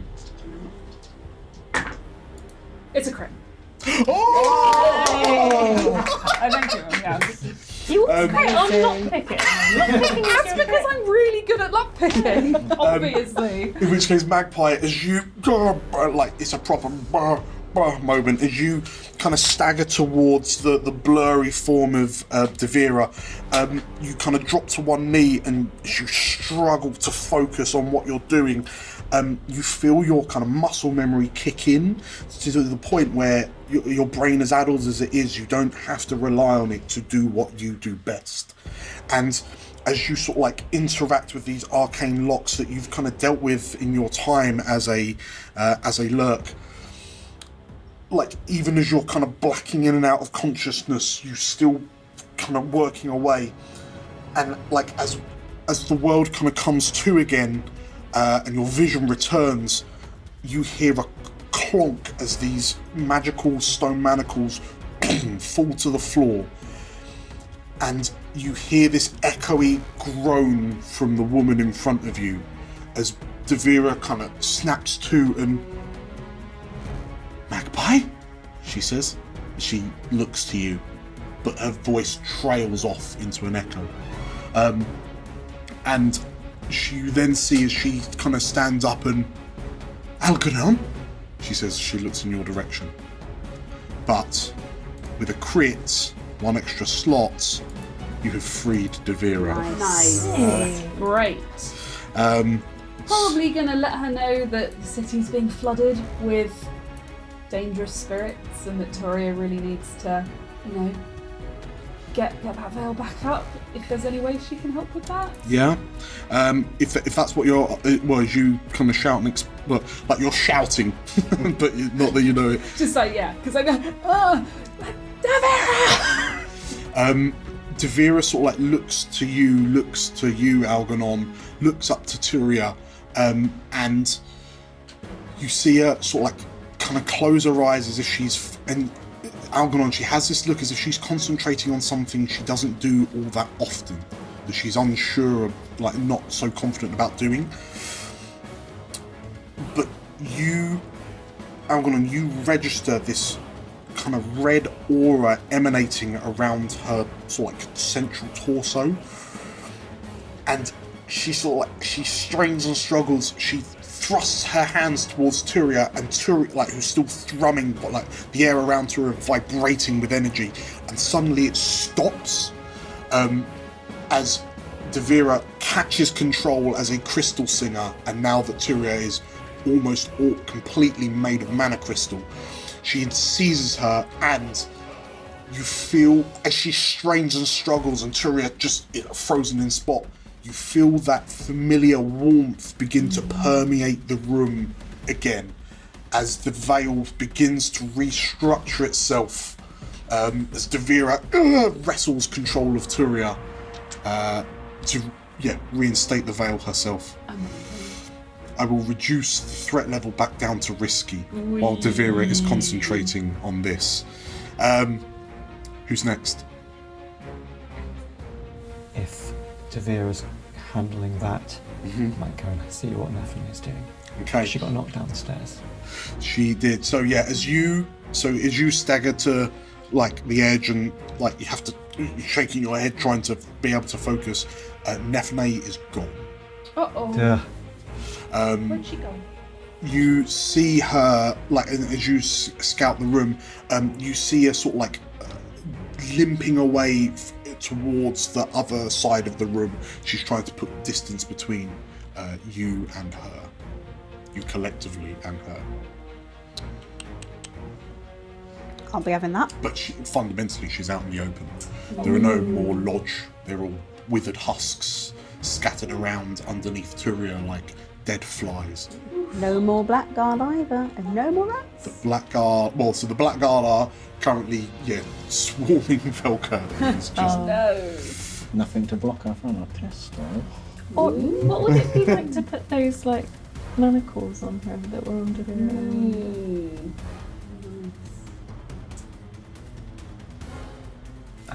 So she looks like she's trying to escape.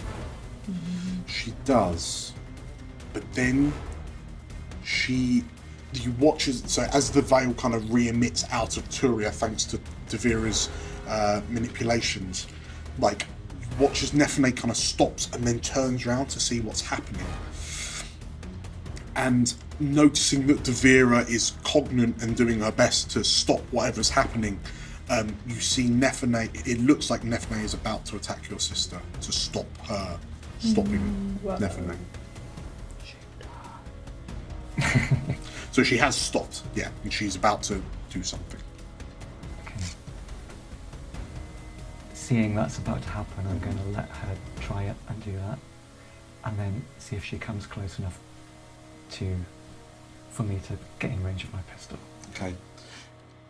She, noticing that what Devira is doing, you watch as Nephinae pulls out a small, slender, crystalline dagger, and as she begins running towards Devira, and she's within striking range, and I'm going to go up to my sister, and I'm going to reach into the inside of her jacket pocket and pull out a little vial of red mineral. Okay.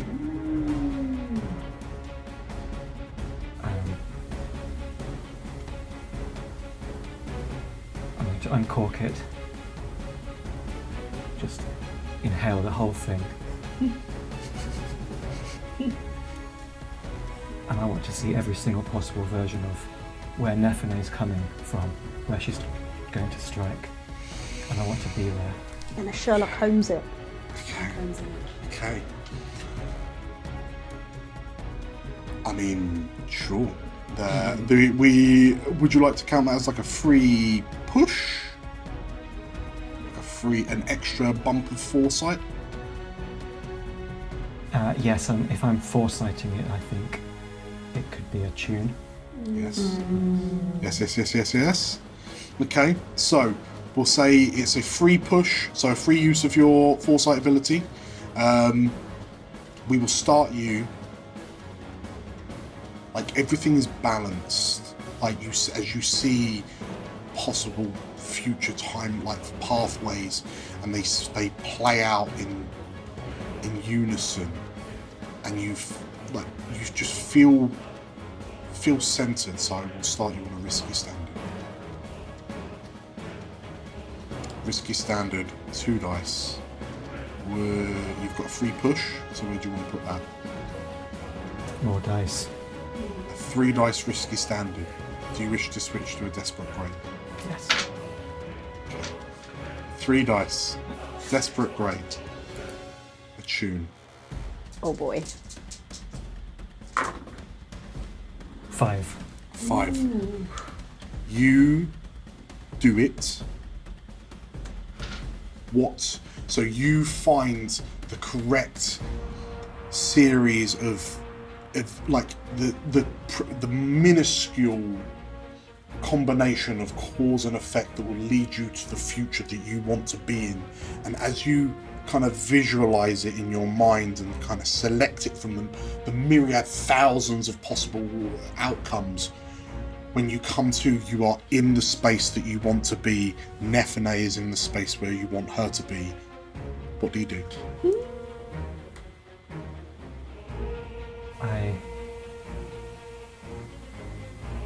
just reach out, softly grab the back of her neck, almost as the moment where her dagger's about to stab Devira. And I say, "Is this your card?" And my pistol goes off. Okay. I will.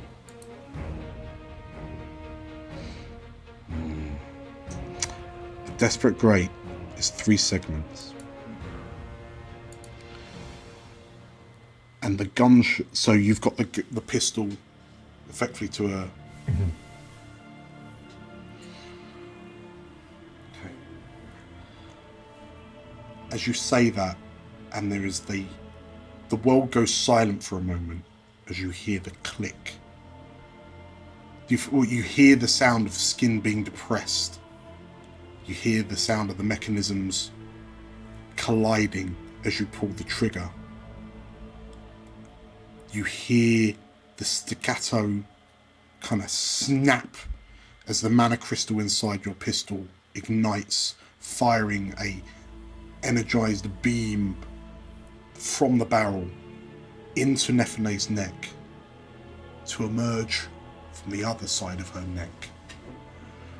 And as in this moment of stillness, she looks to you shocked, and then the world catches up and she's flung away from you as the concussive force of your pistol fires her away, and she screeches across the ground, a hole clean through her neck, one side to the other.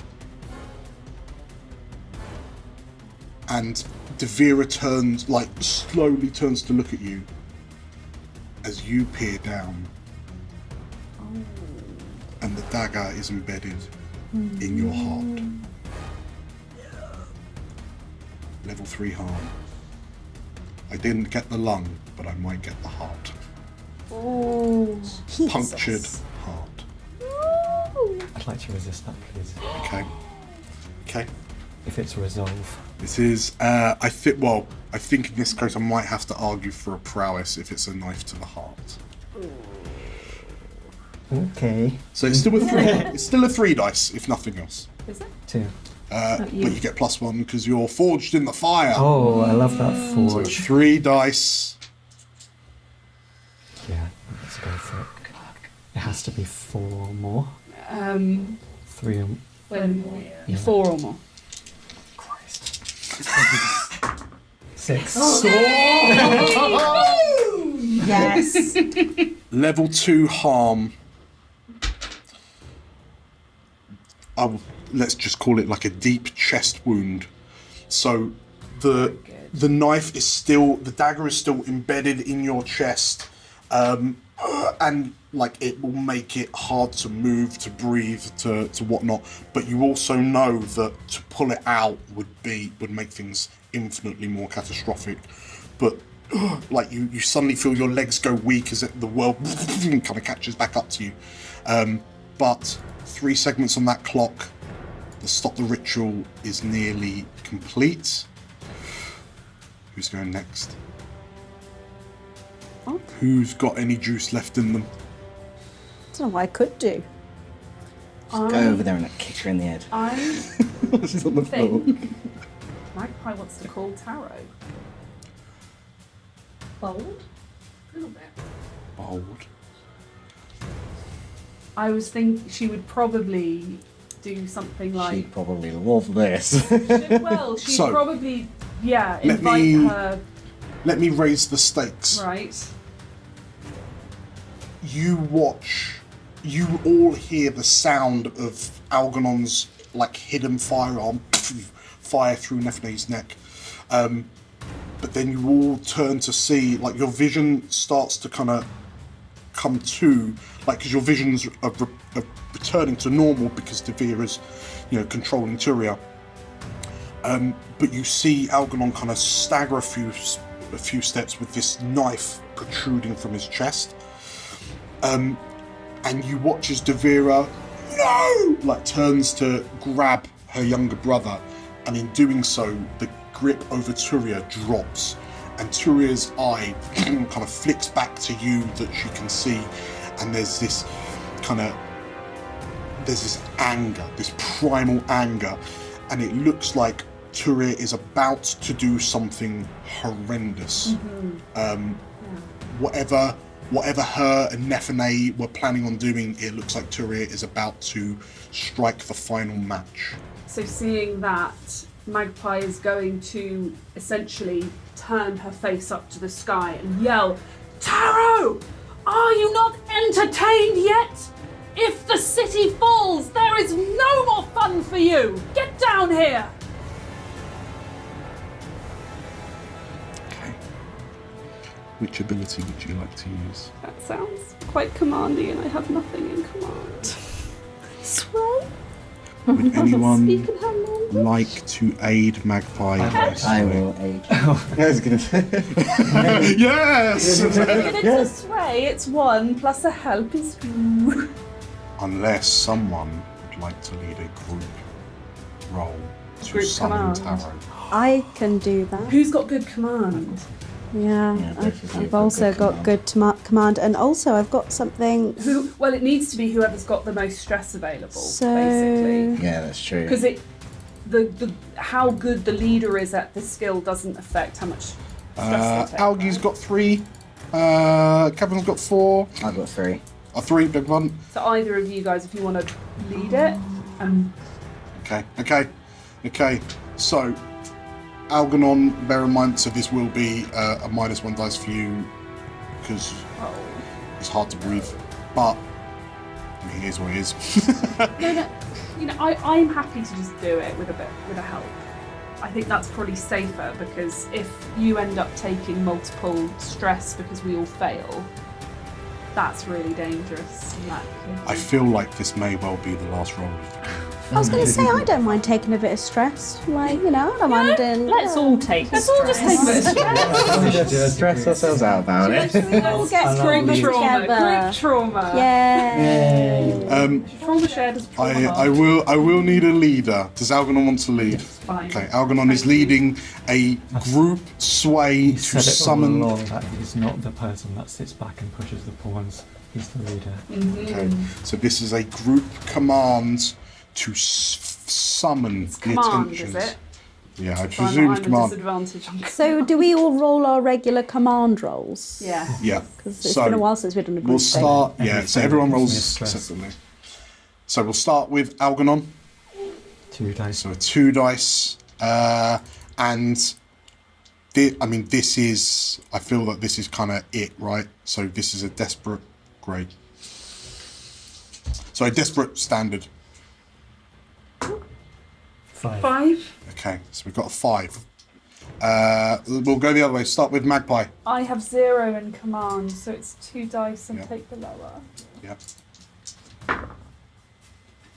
Is that a 1? A 1. Yeah. Okay, we have 1 fail Sorry, Algernon. and a 5. Atta, So I've got 1 pip in command, which means 1 dice. 1 dice. But I've also got soul fatigued and mental ass. So does that mean 0 dice? Well, that's less effect. Less Yes. effect. So it's Yeah. So that's actually moot in this case. Yeah. But my soul fatigued means I get. Oh, is that in just a tune or Just on a like all magic resolve? stuff. So yeah, fundamentally, I feel like you're all just shouting into the ether to Taro. 3. 3.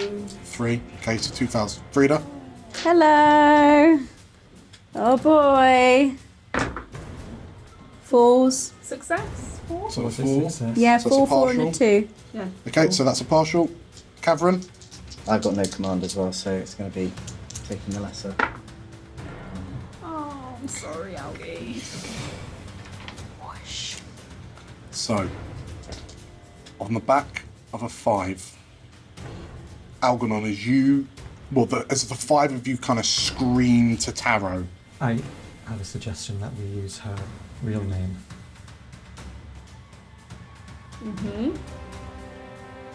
Are we confident that's her real name? And we shout out for Melodana's help.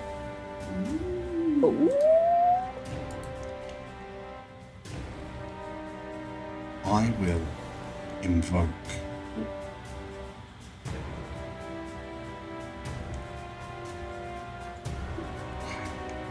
I will.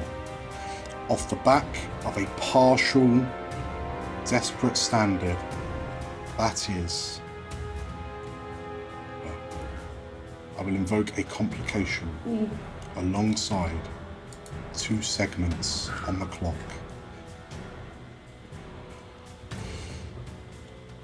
And as you scream, your voices, your throats roar for Taro and then Meladani. Your voices, the chorus of your voices is joined as Turia begins channeling whatever spell she was channeling, and as the arcane energy thrums through her in this devastating explosion, you watch as the small portion of her face that is still visible, her flesh erupts into jagged crystalline growths as she fully encapsulates herself and becomes a solid crystalline structure. And the force of the energy cracks the concentric rings around her, and the mechanisms of the shroud detonate outwards into shrapnel that scatter across the room. And for those of you that can see her, you watch as Nephinae's prone form lifts off the ground and vanishes. And as you see this eruption of energy emerge from Turia, the force of which fully kind of engulfing her in crystal, the world stops. Meladani. Curious. Very curious. And you feel weightless, as you feel like you're no longer part of the physical world. But you turn to see a lady wearing a purple ringmaster's coat, and she's adjusting a purple top hat on her head. I can't say that anyone's called me Meladani before. I feel like Meladani would be very upset if she heard that. And you don't want to upset a god now, do you? She says, as Taro looks to you all, and she takes a step back and regards what's happening, this moment of time that she's frozen. Yes, I am entertained. This has been thrilling, she says. Would you like to see the results of your actions? She says. And with a smile, the room disappears from view, and you find yourself somewhere. You find yourself in front of the ruins of the Ruby Keep. And Elysia has frozen in time. But as you look up, you can see this stream, this tidal wave of ghosts. Now that the veil, you realise that with Turia completely crystallizing herself and fundamentally ending her own life, the veil has disappeared with no one to control it anymore. And the ghosts for a second time are surging down. You can see citizens of Elysia running in a panicked way, trying to escape ghosts that have seemingly appeared from the first dropping of the veil. But you can see that what's the tidal wave that's now descending will seal Elysia's fate. And Taro stands among the 5 of you, looking up at the sky. Who would have thought that after everything we've done together, it would end up like this? Did you enjoy yourselves? She says. And you feel like you've regained control of your voices.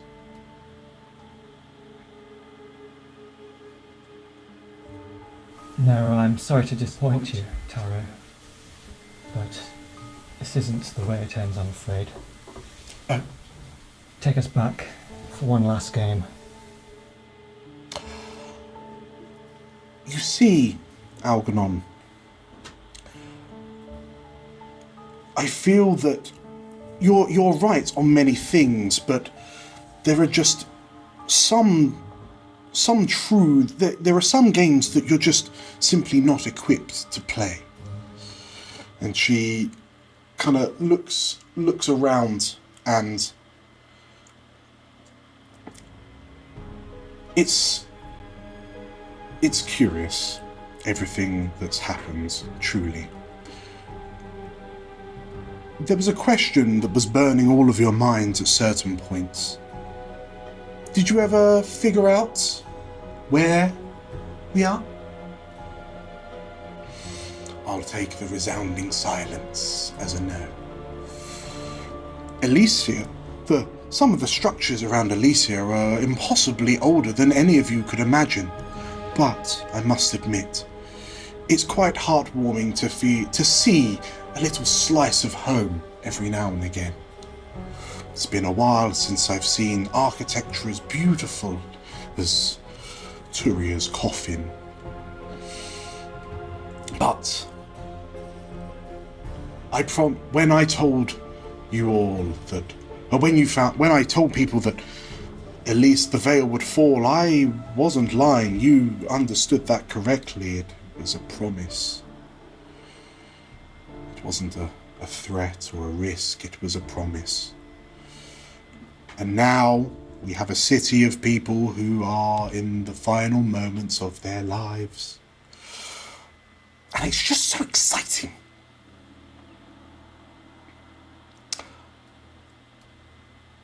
Perhaps exciting enough that I would like to watch you play on a little longer. Such interesting creatures, you know. I've loved that about you. You've been some of my favourites. And she kind of steps backwards to be kind of among you.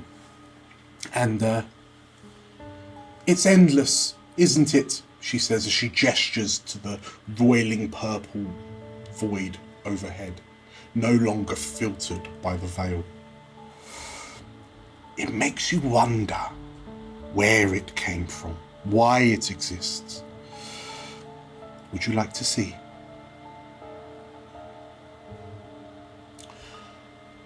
And with a click, the cacophony of chaos enveloping Elysia snaps back into action as you see this tide of ghosts descend down. You see the people suddenly snap back into motion as they're running away for their lives. The five of you turn and look, and you can see Roth kind of limping down from a rooftop. You can see Fiends and Lorenzo in the park just off to your right, kind of looking around as these ghosts descend on them. And Taro shouts over the din, "Everyone pay attention now," she says, pointing at the sky, the void overhead.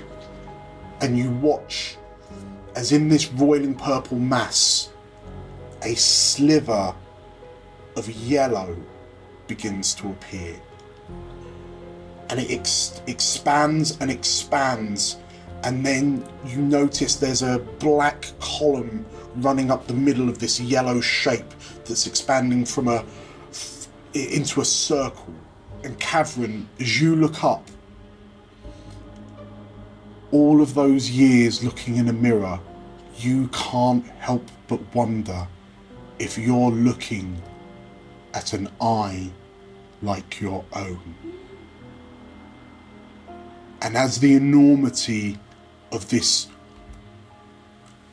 gargantuan eye opening in the distance and looking down on you, the void seems to shift and perspective kind of warps and shapes, and you realise that framed around this floating eye is an impossibly large draconic face. And you, as the horns begin to come into relief, whether or not you've seen it in books or not, you all know that looking down on the city of Elysia is a Khan, the father of the draconic pantheon. And as a Khan seemingly opens his eyes, and there's a ponderous thrashing of movement in the void overhead, the ghosts that are descending on Elysia stop, and they turn to look up at this deity that's floating in void space overhead. And they begin to surge upwards, away from the citizens, towards the Dragon Father. And as they begin colliding and scratching and biting at his scales, you see him thrash and roar. "This place is a prison," Taro says as she stands marvelling at the ghosts ripping at Khan's scales. "You're just unfortunate. It wasn't ever really meant to be a prison for you," she says. And as the citizens of Elysia kind of stand around a bit dumbfounded as to what's happening, as their attention follows the ghosts drifting up, you start to hear murmurs of confusion, of panic, of surprise, as the Elysians see the betrayer in physical form looming over this speck of a city in his shadow. And Taro sighs a contented sigh. "Just think of all the tales they're going to tell," she says with a smile. And as a Khan's eye turns to transfix on Elysia, this impossibly booming, sonorous voice utters a single word of power, and your world explodes into light.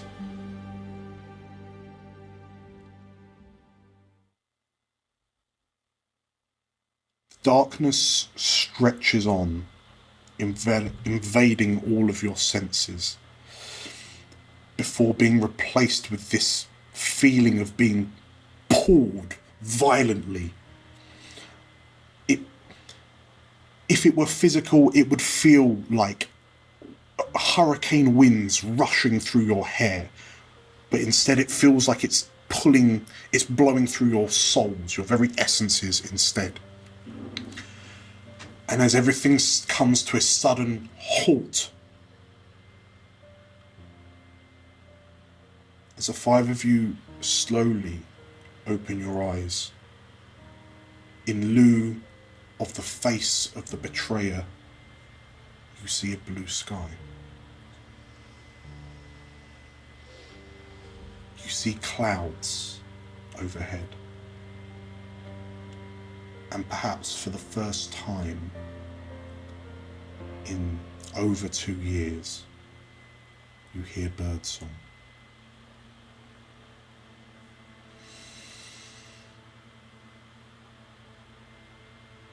As you pick yourselves up, you can see the citizens around you kind of looking dumbstruck as they peer around. And it's difficult to see past the skyline of Elysia, given that you're pretty much in the centre of it. But your noses are struck with this saltiness in the air. You hear, it's a sound from your memories, perhaps. It sounds like the sea, gently crashing waters. The sounds of You can see birds flying overhead, squawking like angrily at one another as they kind of flying away from your location. But it seems like you're back.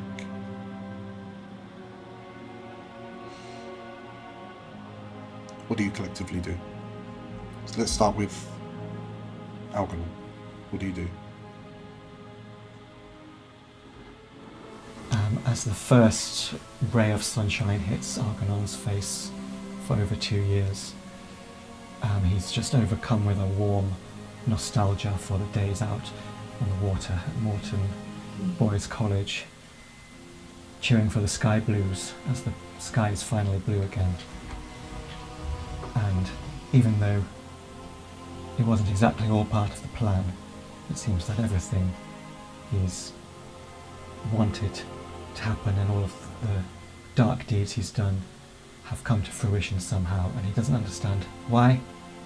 He's not in control of everything, but he, for once in his life, accepts it. Atta, as you take in everything that you're seeing, given that it's been years since you've seen this blue sky, as you look around, you notice that there are these kind of motes of pearly light floating around you. And one of them you just get the feeling it's looking at you as it floats up towards you. Like someone getting closer to a misted window. You see a face you haven't, you see a face that would always bring you some form of happiness as your grandmother's features begin to form out of this pearly light. And unlike the last time you saw her, her features twisted in rage and hunger. There's a contented smile with touched with pride. As your grandmother her form somewhat materializes out of this pearly light, and she reaches a hand out to you.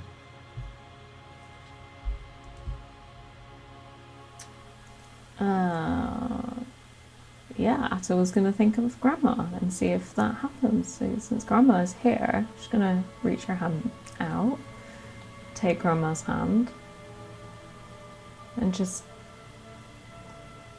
kind of try and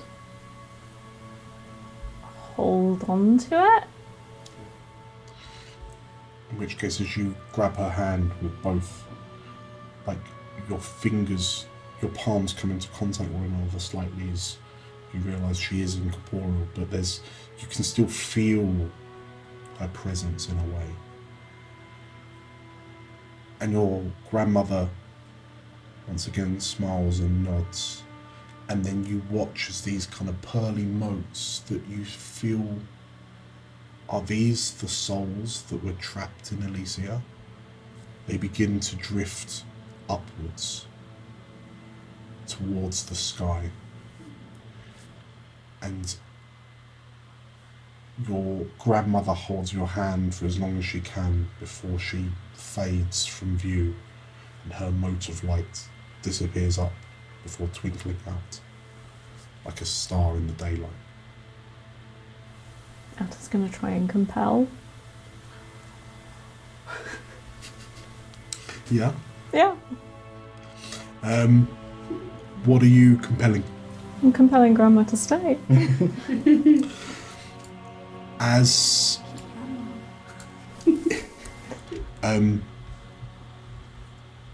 you kind of reach out, you've never, like in Elysia, like in the void, the spirits around you have just kind of, like they've been wordless, they've been voiceless. But as you reach out to your grandmother, in your voice you hear, "I'll never be far away, but now I need to rest." And you get the impression, you feel that now that she's no longer trapped within the void that Elysia found itself in a Khan's prison void, she's now able to move on. I'll come and find you. "I know you will," she says. She drifts away. What's Frida doing? I think Frida is looking around a bit dumbfounded, and then just, it's kind of like sounds a bit like a hiccup. You think maybe a sob, like,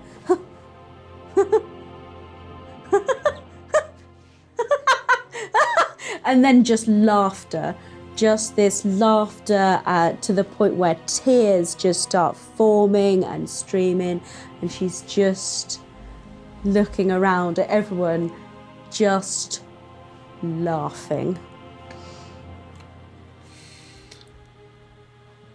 As you kind of rock slightly at your kind of happy hysteria, I guess, as you're kind of taking in your surroundings, you look up and you see that there's an almost perfect circle of clear blue sky above you, as if the clouds have been blown away. But like as you turn and kind of scan the horizon, you look, I mean, growing up in Elysia, you know that you'd be looking westwards, so towards like Haveney, the edge of kind of Celestry.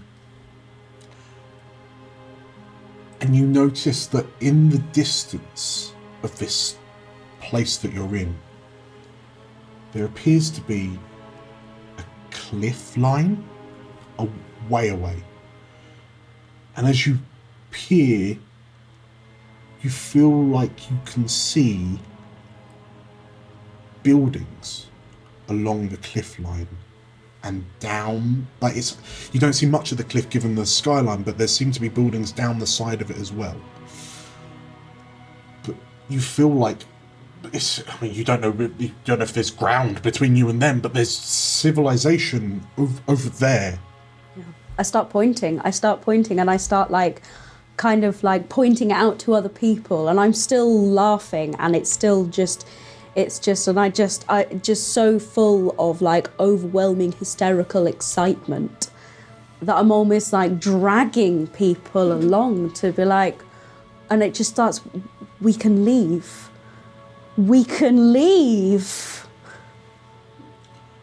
What's Magpie doing? I think hearing Frida and seeing where she's pointing, I think Magpie is just going to start climbing. Okay. I mean, the Ruby Keep is behind you. It's right there. So yeah, you see that a number of people are trying to get to high ground to see what's up. But as you gain more elevation, Frida's absolutely right. There's a cliffside that leads down to what appears to be a beach, and like you kind of get the impression. Again, it's a bit difficult to tell because of distances and perspectives and whatnot. But you feel like you're not. Like you feel like you're out to sea, but you're not in the sea. Is Elysia floating in space? But you see that there's a coast that rises up this cliffside to this settlement at the top, and it's far. Although it's far enough away, although it's quite far away, you can see that there is certainly activity happening in this settlement. And you begin to hear Elysians gathering around and, where are we? What's happened? Why is the sky not purple? I think she's just gonna, a huge smile just breaks out over Magpie's face, and she just calls out, "We're back! We're over the sea, but we made it! Catherine?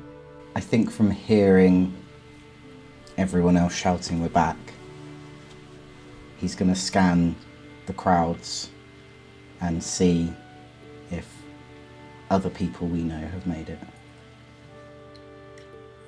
As you look around, you can see the rest of the B team. You look up and you see kind of Mecha Tavarian, or Tavarian and Capable Tom standing like many floors up in the ruins of the keep. They seem to be struggling to get down, but Tavarian is just kind of peering down at you with her head slightly tilted. You can see Lorenzo and Fiends attending to Roth, who is limping very heavily. But as the gathered crowds in the square in front of the Rui Keep grows, you spy a yellow-scaled dragon scent woman. And she stands at odds with the citizens of Spire Park for her dishevelled look, her rag-like appearance, but you watch as Dorothea stands up and is just looking around, and she turns to regard you, and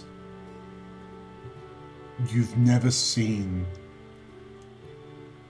I doubt you've ever seen Dorothea break and cry before, but her eyes are quivering, as is her bottom lip as she looks around. And as she locks eyes with you, she studies you for a moment and then nods as her mouth slowly twists into a thanking smile. He nods back. You, looking around, it would seem that through your various actions, you don't see any casualties, so it doesn't look like the spirits that were assailing Elysia managed to catch anyone. There doesn't appear to be any wounded. So through your actions, you have saved Elysia and her citizens. Was there anyone else you're hoping to see?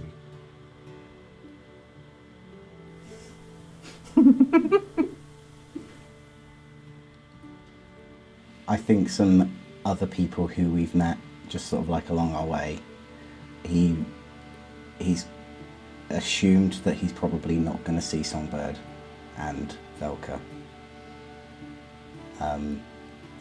He's looking to see, probably not the first person he thought he would think of, but he wonders if Musto's down there.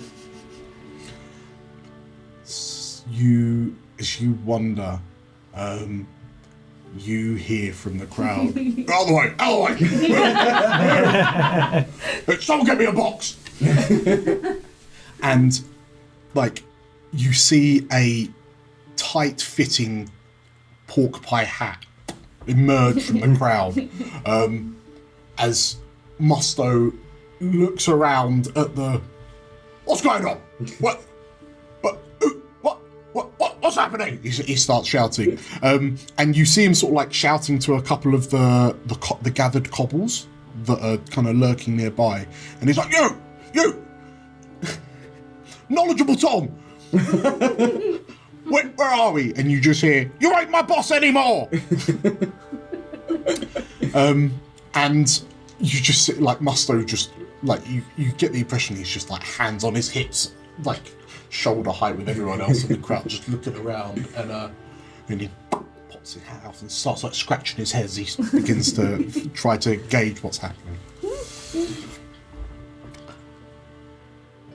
But over the next few minutes, hour perhaps, Can I make a suggestion? Yes. As these adrenaline sort of succeeds, Algernon feels that deep pain in his chest from the stab wound. And he takes from his possessions the Varen seed. Yes. And he looks around and he finds an appropriate space within the ruins of the keep and Spire Park, and he plants it in the ground. Okay. As you, I'm perhaps aided by the others, as you complete the burial of this seed, and as you finish covering it over, you see a slight thrum of energy emitting from where you've buried it. You hear from behind you, "Did we do it?"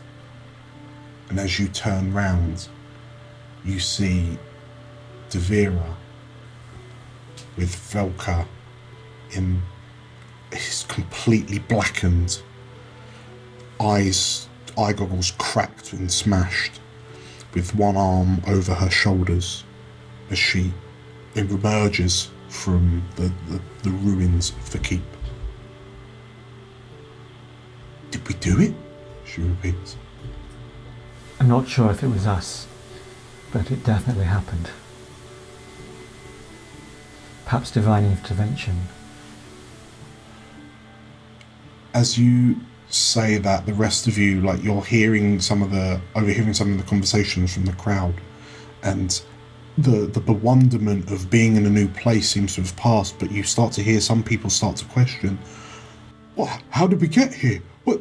Who was that in the sky? What was that?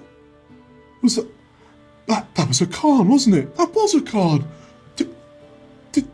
Did we get brought back by a Khan?" And these rumours and murmurs begin to ripple through the crowd. And Algernon, as the crowd sort of start moving and kind of throwing to and fro as they're asking kind of their nearby, anyone nearby in the crowd, it parts enough that you see a lady in a purple ringmaster's coat.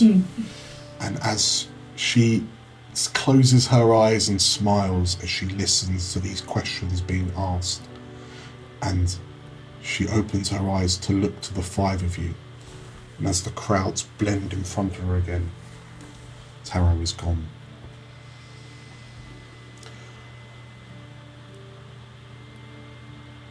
And as you begin to take a moment, the Varen seed planted in the ruins of the Ruby Keep, as the five of you kind of turn to kind of step out of the keep itself, the dust on the ground in front of you begins to swirl, and you watch as a circle of silvery blue runes it emerges into reality and stretches, creating a portal.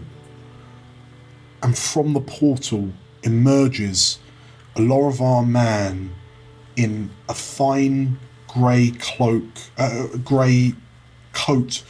blue cloak hanging from ornate kind of clips, a circlet with a red, blue and yellow gem embedded across the front, sat over silver white hair swept back.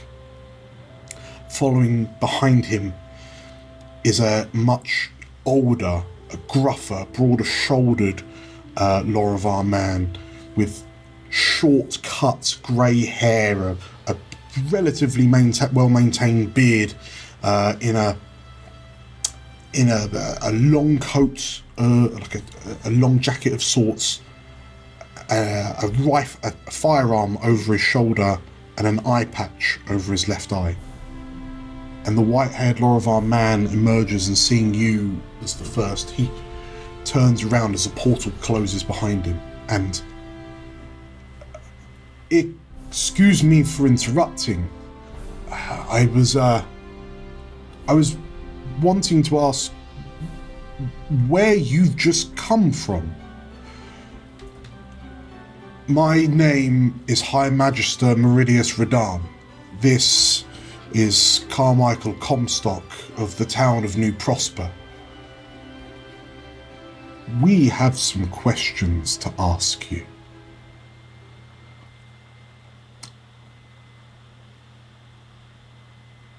One year later. They finish their questions. Takes that long.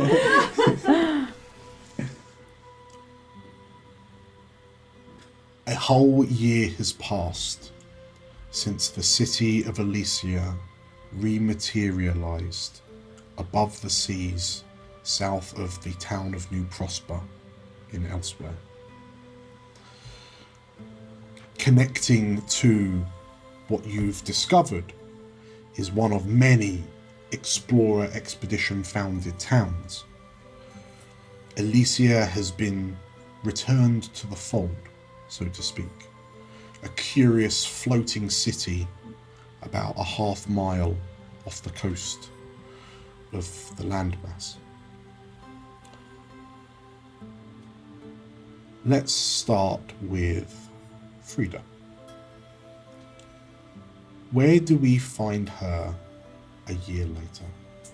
So a year later, you actually see Frida, and it's actually the first time you've seen her in about a year. And she's crossing the threshold of the Spectre, and she's wearing travelling clothes, and there's a sort of like a sort of, you know, sort of brazened look to her skin, where she's clearly been at the sun a lot, and you know, she's carrying a heavy, like, you know, like travelling satchel, and she's sort of like plonks it down in front of the bar and leans over and calls whoever's working behind the bar now. It's not necessarily Eric, I don't know who it is, but calls over and say, hey, bartender, what have you got to drink these days?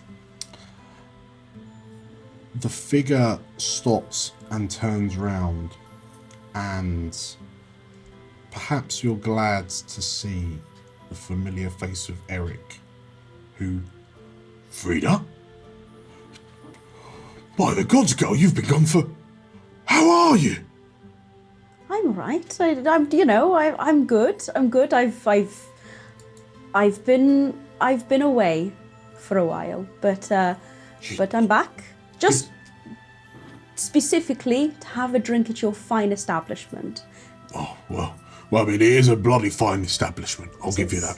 You're looking good as well. What are you having? We've got slightly more on the menu than we're used to. So wait a minute.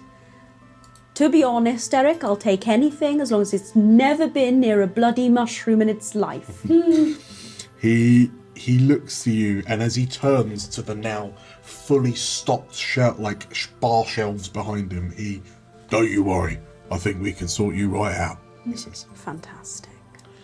As he pours you a drink, what's the tale that impresses him the most for your journeys over the last year? I think the last year, Frida has been just, you know, she's spent her entire life in Elysia, either in indentured servitude or under a dome. She's never been outside the city limits. So she essentially goes as far and as wide as she can in a year. She's been, you know, she's done hired mercenary work, you know. She was a sheriff for a small town, not unlike knew Prosper when it started out, you know, just on the verges. Like, she was a sheriff in a small town for a few months. She's reconnected with some of her like wolfkin kind of culture and heritage, and met people, and these are the sort of stories that she's sort of, you know, relaying, you know, as she sort of like cradles her drink. But then she finishes it by saying, but to be honest, I still think the most impressive thing or the most awe-inspiring thing I've done in the past year, and to be honest, in my life, is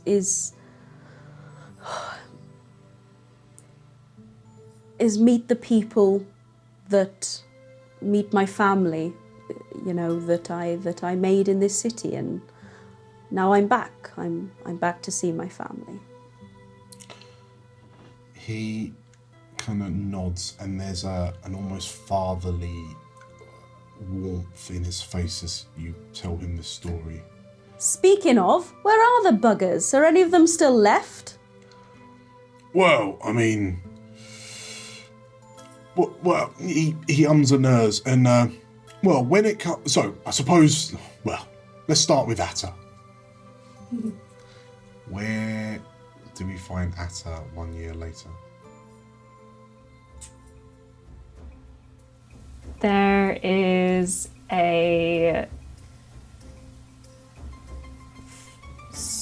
probably, it's hard to tell whether it's natural stone or man-created stone. But Atta's in a room. The room is filled to the brim with various things. There's probably little to no light in this room. On the walls are multiple copies of the runes that we saw in the Turia's prison. Yeah. There are multiple books filled with notes, notably of which Umi's notebook, copied several times, used very, very close to Atta, kind of wrapped around, chained to her. There are spirit bottles, experiments, many different kinds of spirit bottles strewn about the place, and Atta is furiously writing, muttering to herself, and a small rat near her. I just can't get it right, Stephen. I'm not really sure where it will be. And then, as it kind of pans out, there are also multiple versions of diving suits around the room. And you leave her muttering to herself and Stephen with her research. Well, as you do find yourself muttering, the door creaks. Well, a door opens, throwing some light into the room, and you hear two distinct footsteps. One very kind of loud and thuddy like, and then much lighter footsteps. And the room is somewhat illuminated by a shifting blue glow as Tavarien peers in and... Have you had any luck, Atta? I'm not sure yet. I need to try more. Well, while I was going through the city, she says, and behind her you can hear the sounds of the bustling streets of Avonall, for all intents and purposes, the new capital of Elsewhere Rediscovered.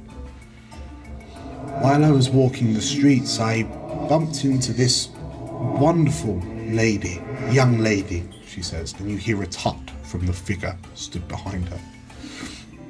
She's a curious one, a bit like you, and I thought that perhaps if you were to put your heads together, you might be able to crack those runes.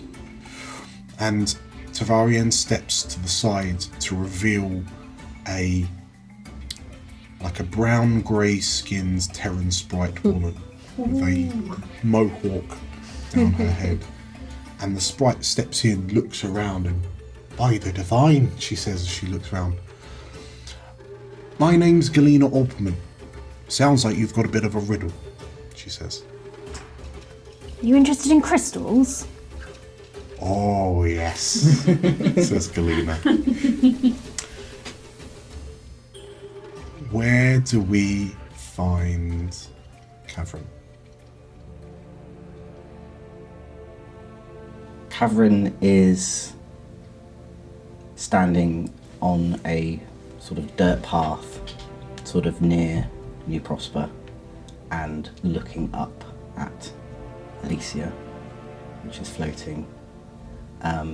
He's also got a sort of like a large duffel bag, like a travel bag that he's got with him. And he is standing next to a Lorivar woman who's sort of about the same height as him. And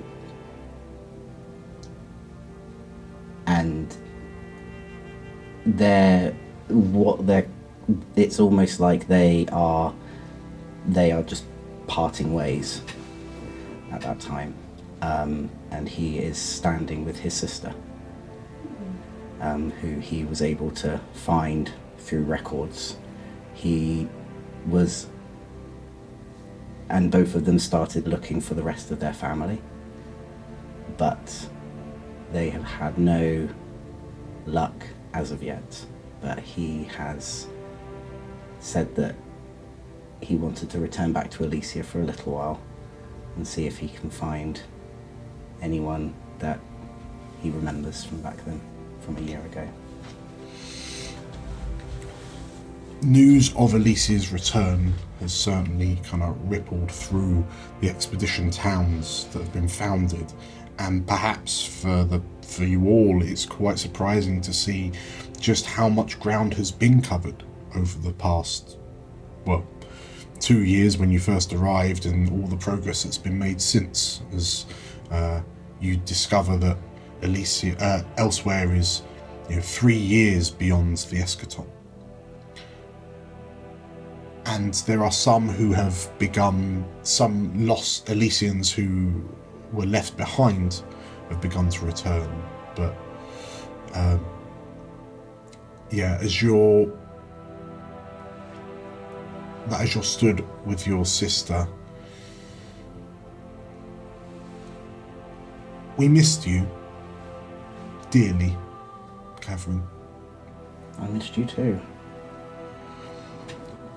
She, you notice that she said it almost incidentally as she looks at what remains of the city that was off on the horizon as you were growing up as children. It's a good place as any to start, but I'm sure we'll find him. He's got a loud enough personality that won't be that hard to find in a crowd.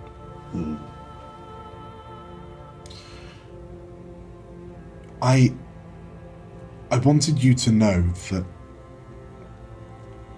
once we do find Brother, I'm considering signing up to the Explorers. I feel that what they're doing is incredible, and if we can find Elysia, then we've got a pretty good shot of piecing the whole world back together, I reckon.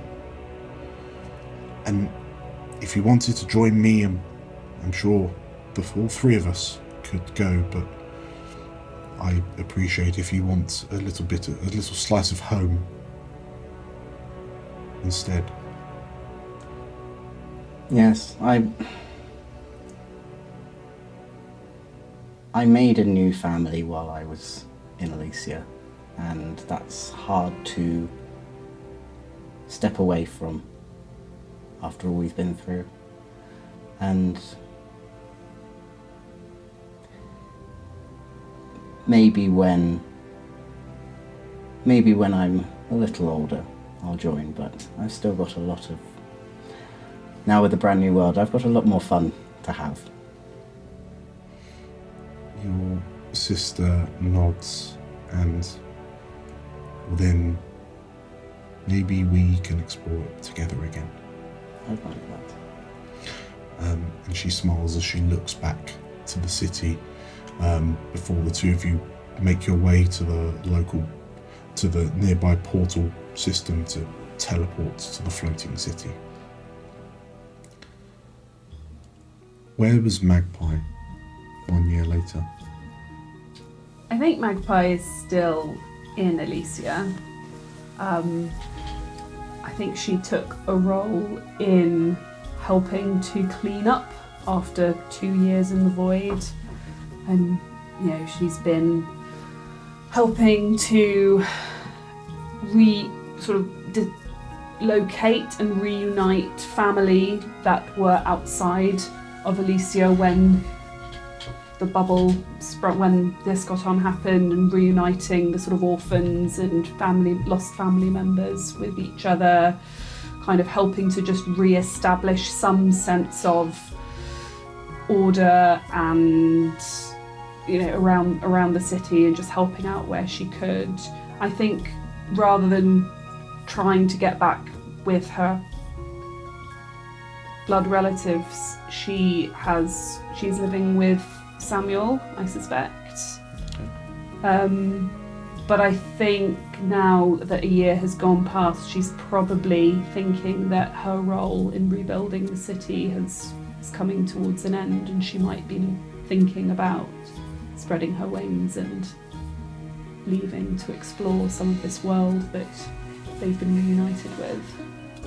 In which case, as you float these ideas to Samuel, the two of you on this bench in Spire Park glance up at this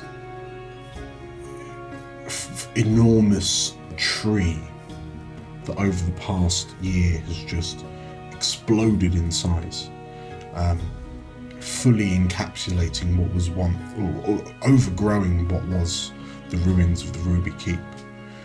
And now this beacon of life sits at the centre of Elysia, in stark contrast to all of the dark times that it had to endure before Elysia's return.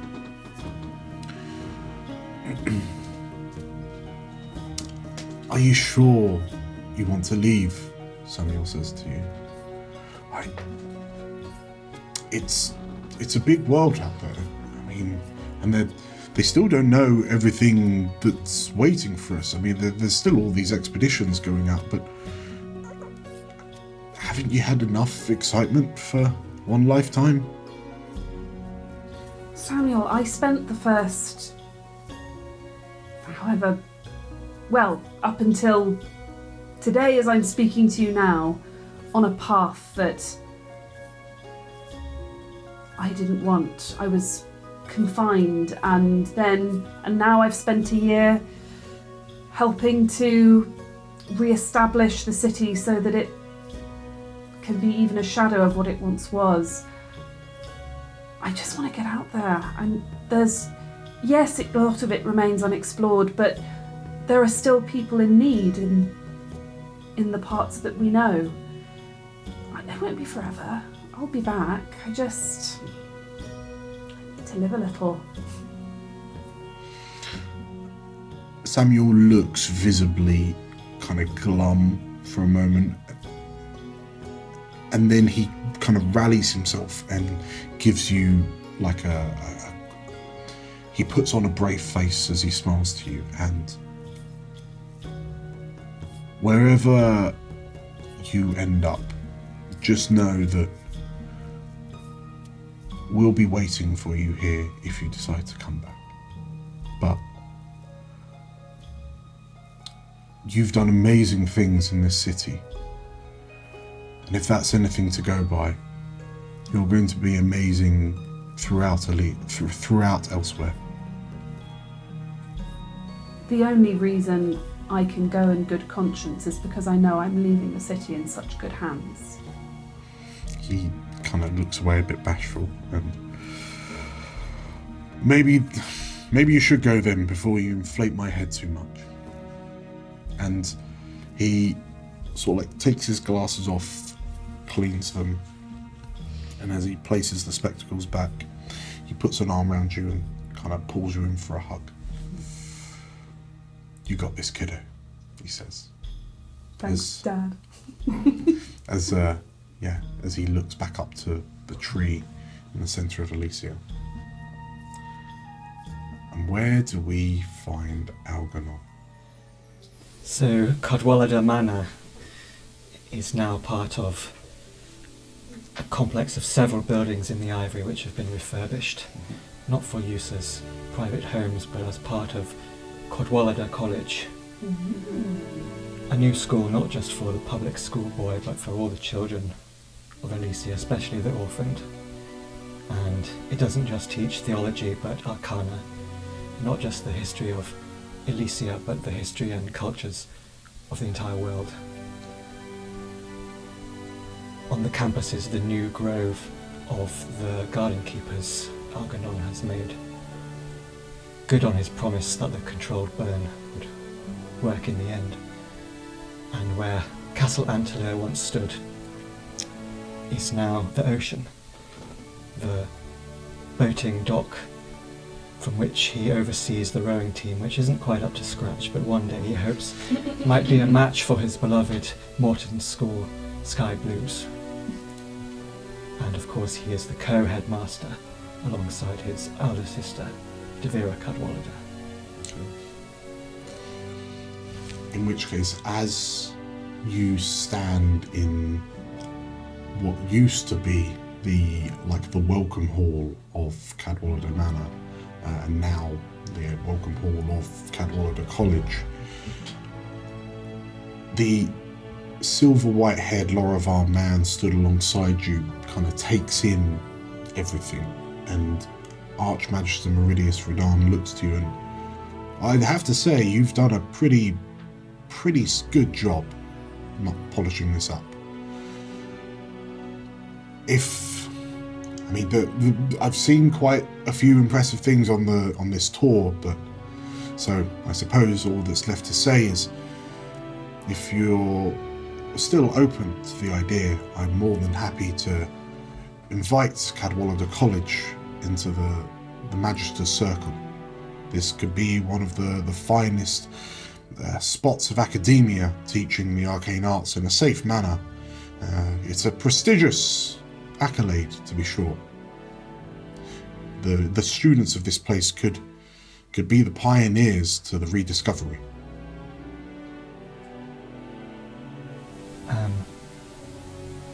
Algernon thinks about that very sincerely.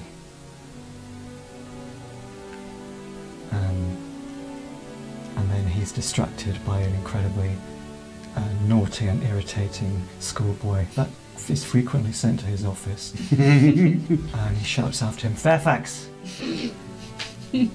What did I tell you about running in the hallway?" And I forgot what I named him. You probably remember. It's like O'Mel or something. Yes, Fairfax's son, curious son, kind of looks to you and stops, looks a bit bashful, and "Sorry, sir," he says, as he then sort of scampers away, giggling to rejoin his fellow schoolmates, college mates. And Meridius, he can't help but kind of smirk and chortle slightly as you chastise Fairfax's son. And then the mage turns to you, and I wouldn't expect an answer straight away. It is still a commitment from you for everything, so I'll leave it with you, but when you have the answer, feel free to visit us in Avonmore. Sometimes it's good to stretch your legs and see other impressive cities, perhaps ones that aren't as airborne as Elysia. Quite. I think I'll take you up on that invitation. I'll have to run it past my co-headmaster. Meridius nods and, well, if there's nothing else, I'll leave you to your business, he says. Jolly boating weather, old boy.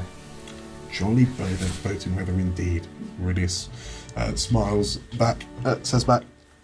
And you watch as the Archmagister leaves via the front door and sort of like standing on the renovated streets of the Ivory, he kind of looks left and right, and then you see him conjure a spell and silvery blue runes open up, and he steps through the portal back into the bustling streets of Avermore. Yes, because I want Fairfax to be able to learn that.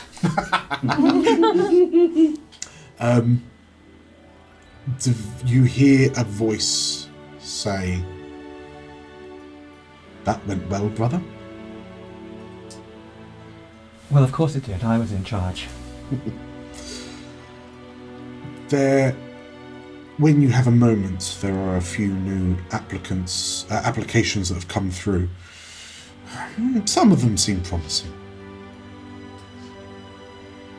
There's promise in all people, I'm assured. Perhaps I'm going a little soft, but why not just approve them all? We've got the room.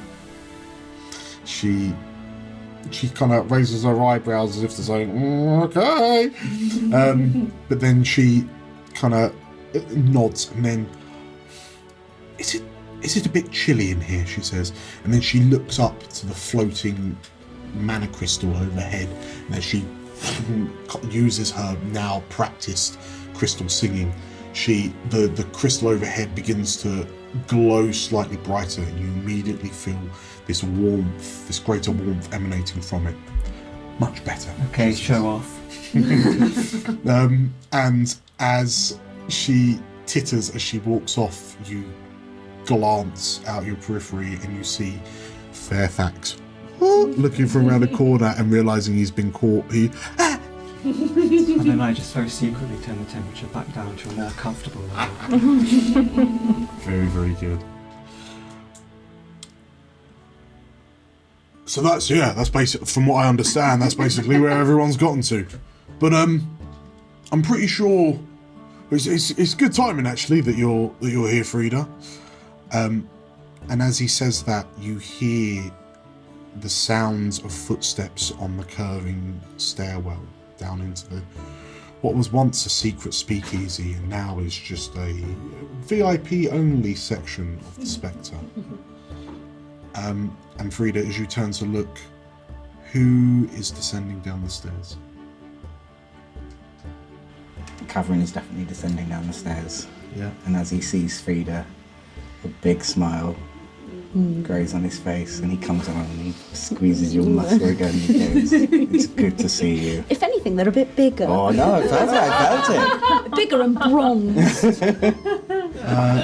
Can we trust that Atta has been convinced by Tavarien to tear herself away from? Atta appears dimension door just in the corner of the room. Smash, a bottle smasher. Atta, what have I told you? I got a letter. Frida's there. Hello, everyone. And then from following behind Cavern, Magpie and Algernon. Okay. As the five of you emerge in the space in front of Eric's bar in the Spectre, he looks genuinely chuffed, and he kind of takes a big sigh and I've made sure to save you space on your table, he says, pointing to the corner, the half moon table with in the booth area. Why don't you all grab a seat and I'll bring you drinks over, he says. Sounds grand. And as the five of you slip in and Eric begins preparing your drinks, we will call it there. Yay!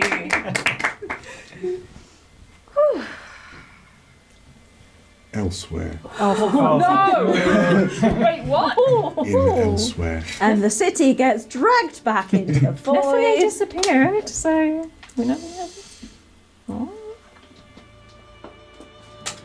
In a surprisingly quiet tavern, somewhere in the streets of Avonmore, the sounds of beautifully played violin floats through the air. It sounds enchanting, enthralling even, and it's a travesty that there are next to no patrons to hear the song, to hear it played. The door opens and a silhouette of a Lorivar woman steps through. And she stands out with her curious purple coat and hat. And as the bartender kind of looks in her direction, "Can I get you a..." She lifts a finger to shush him, and he freezes in spot. And Taro walks in up to the bard stage in the centre of the drinking hall. Stood on the stage is a slender Lorivar person wearing a very curious leaf-like green ensemble, very much like a travelling bard's gear.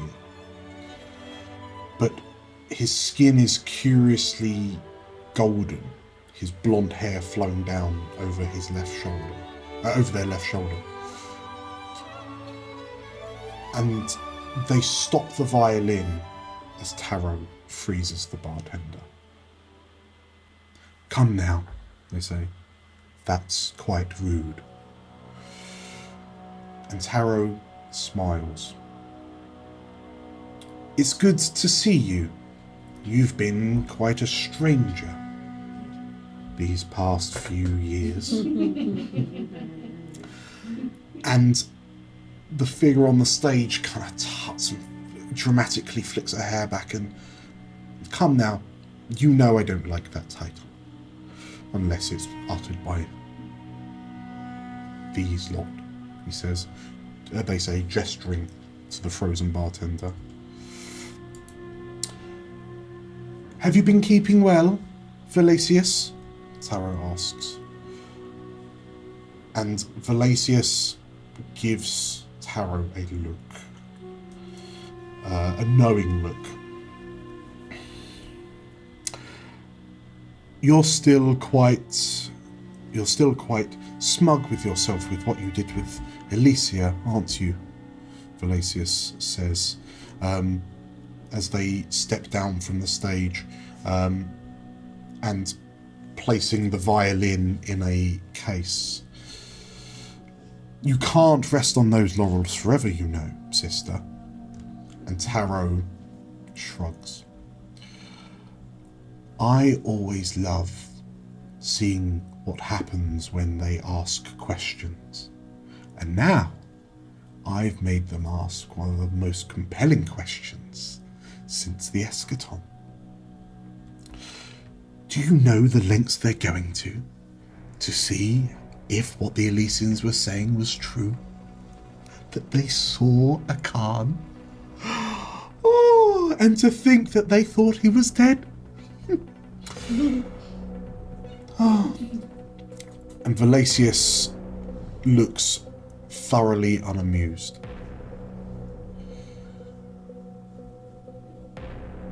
"If you keep pushing them," they say, "they will rally against you. I hope you realise that. You can't twist that many strands of fate." And Taro smiles. "Oh, I know. That's why I'm going to find the others."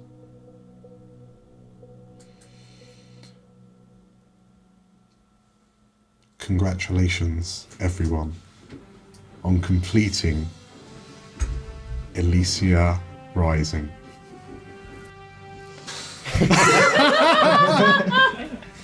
We have done it. We have concluded campaign 2 Hey. And everyone is still in one piece! Except Songbird. Except Songbird. I can't believe Velka came out of that after he set himself on fire, and just his general condition. Yeah, he did roll. And Songbird's the one that. She was the wrong end out of both of them. Yeah. At least she redeemed herself. We are done. You now, the five of you, after just over 2 years in captivity, have a whole unexplored world to explore. Yay. And I am very much looking forward to seeing if we see 5 familiar faces crop up in future Explorers of Elsewhere campaigns or side adventures or the like. So, because we've been going at this for quite some time, if you enjoyed any part of this campaign, make sure to hit the like button and comment down below on who you think of these 5 is going to get into trouble the quickest.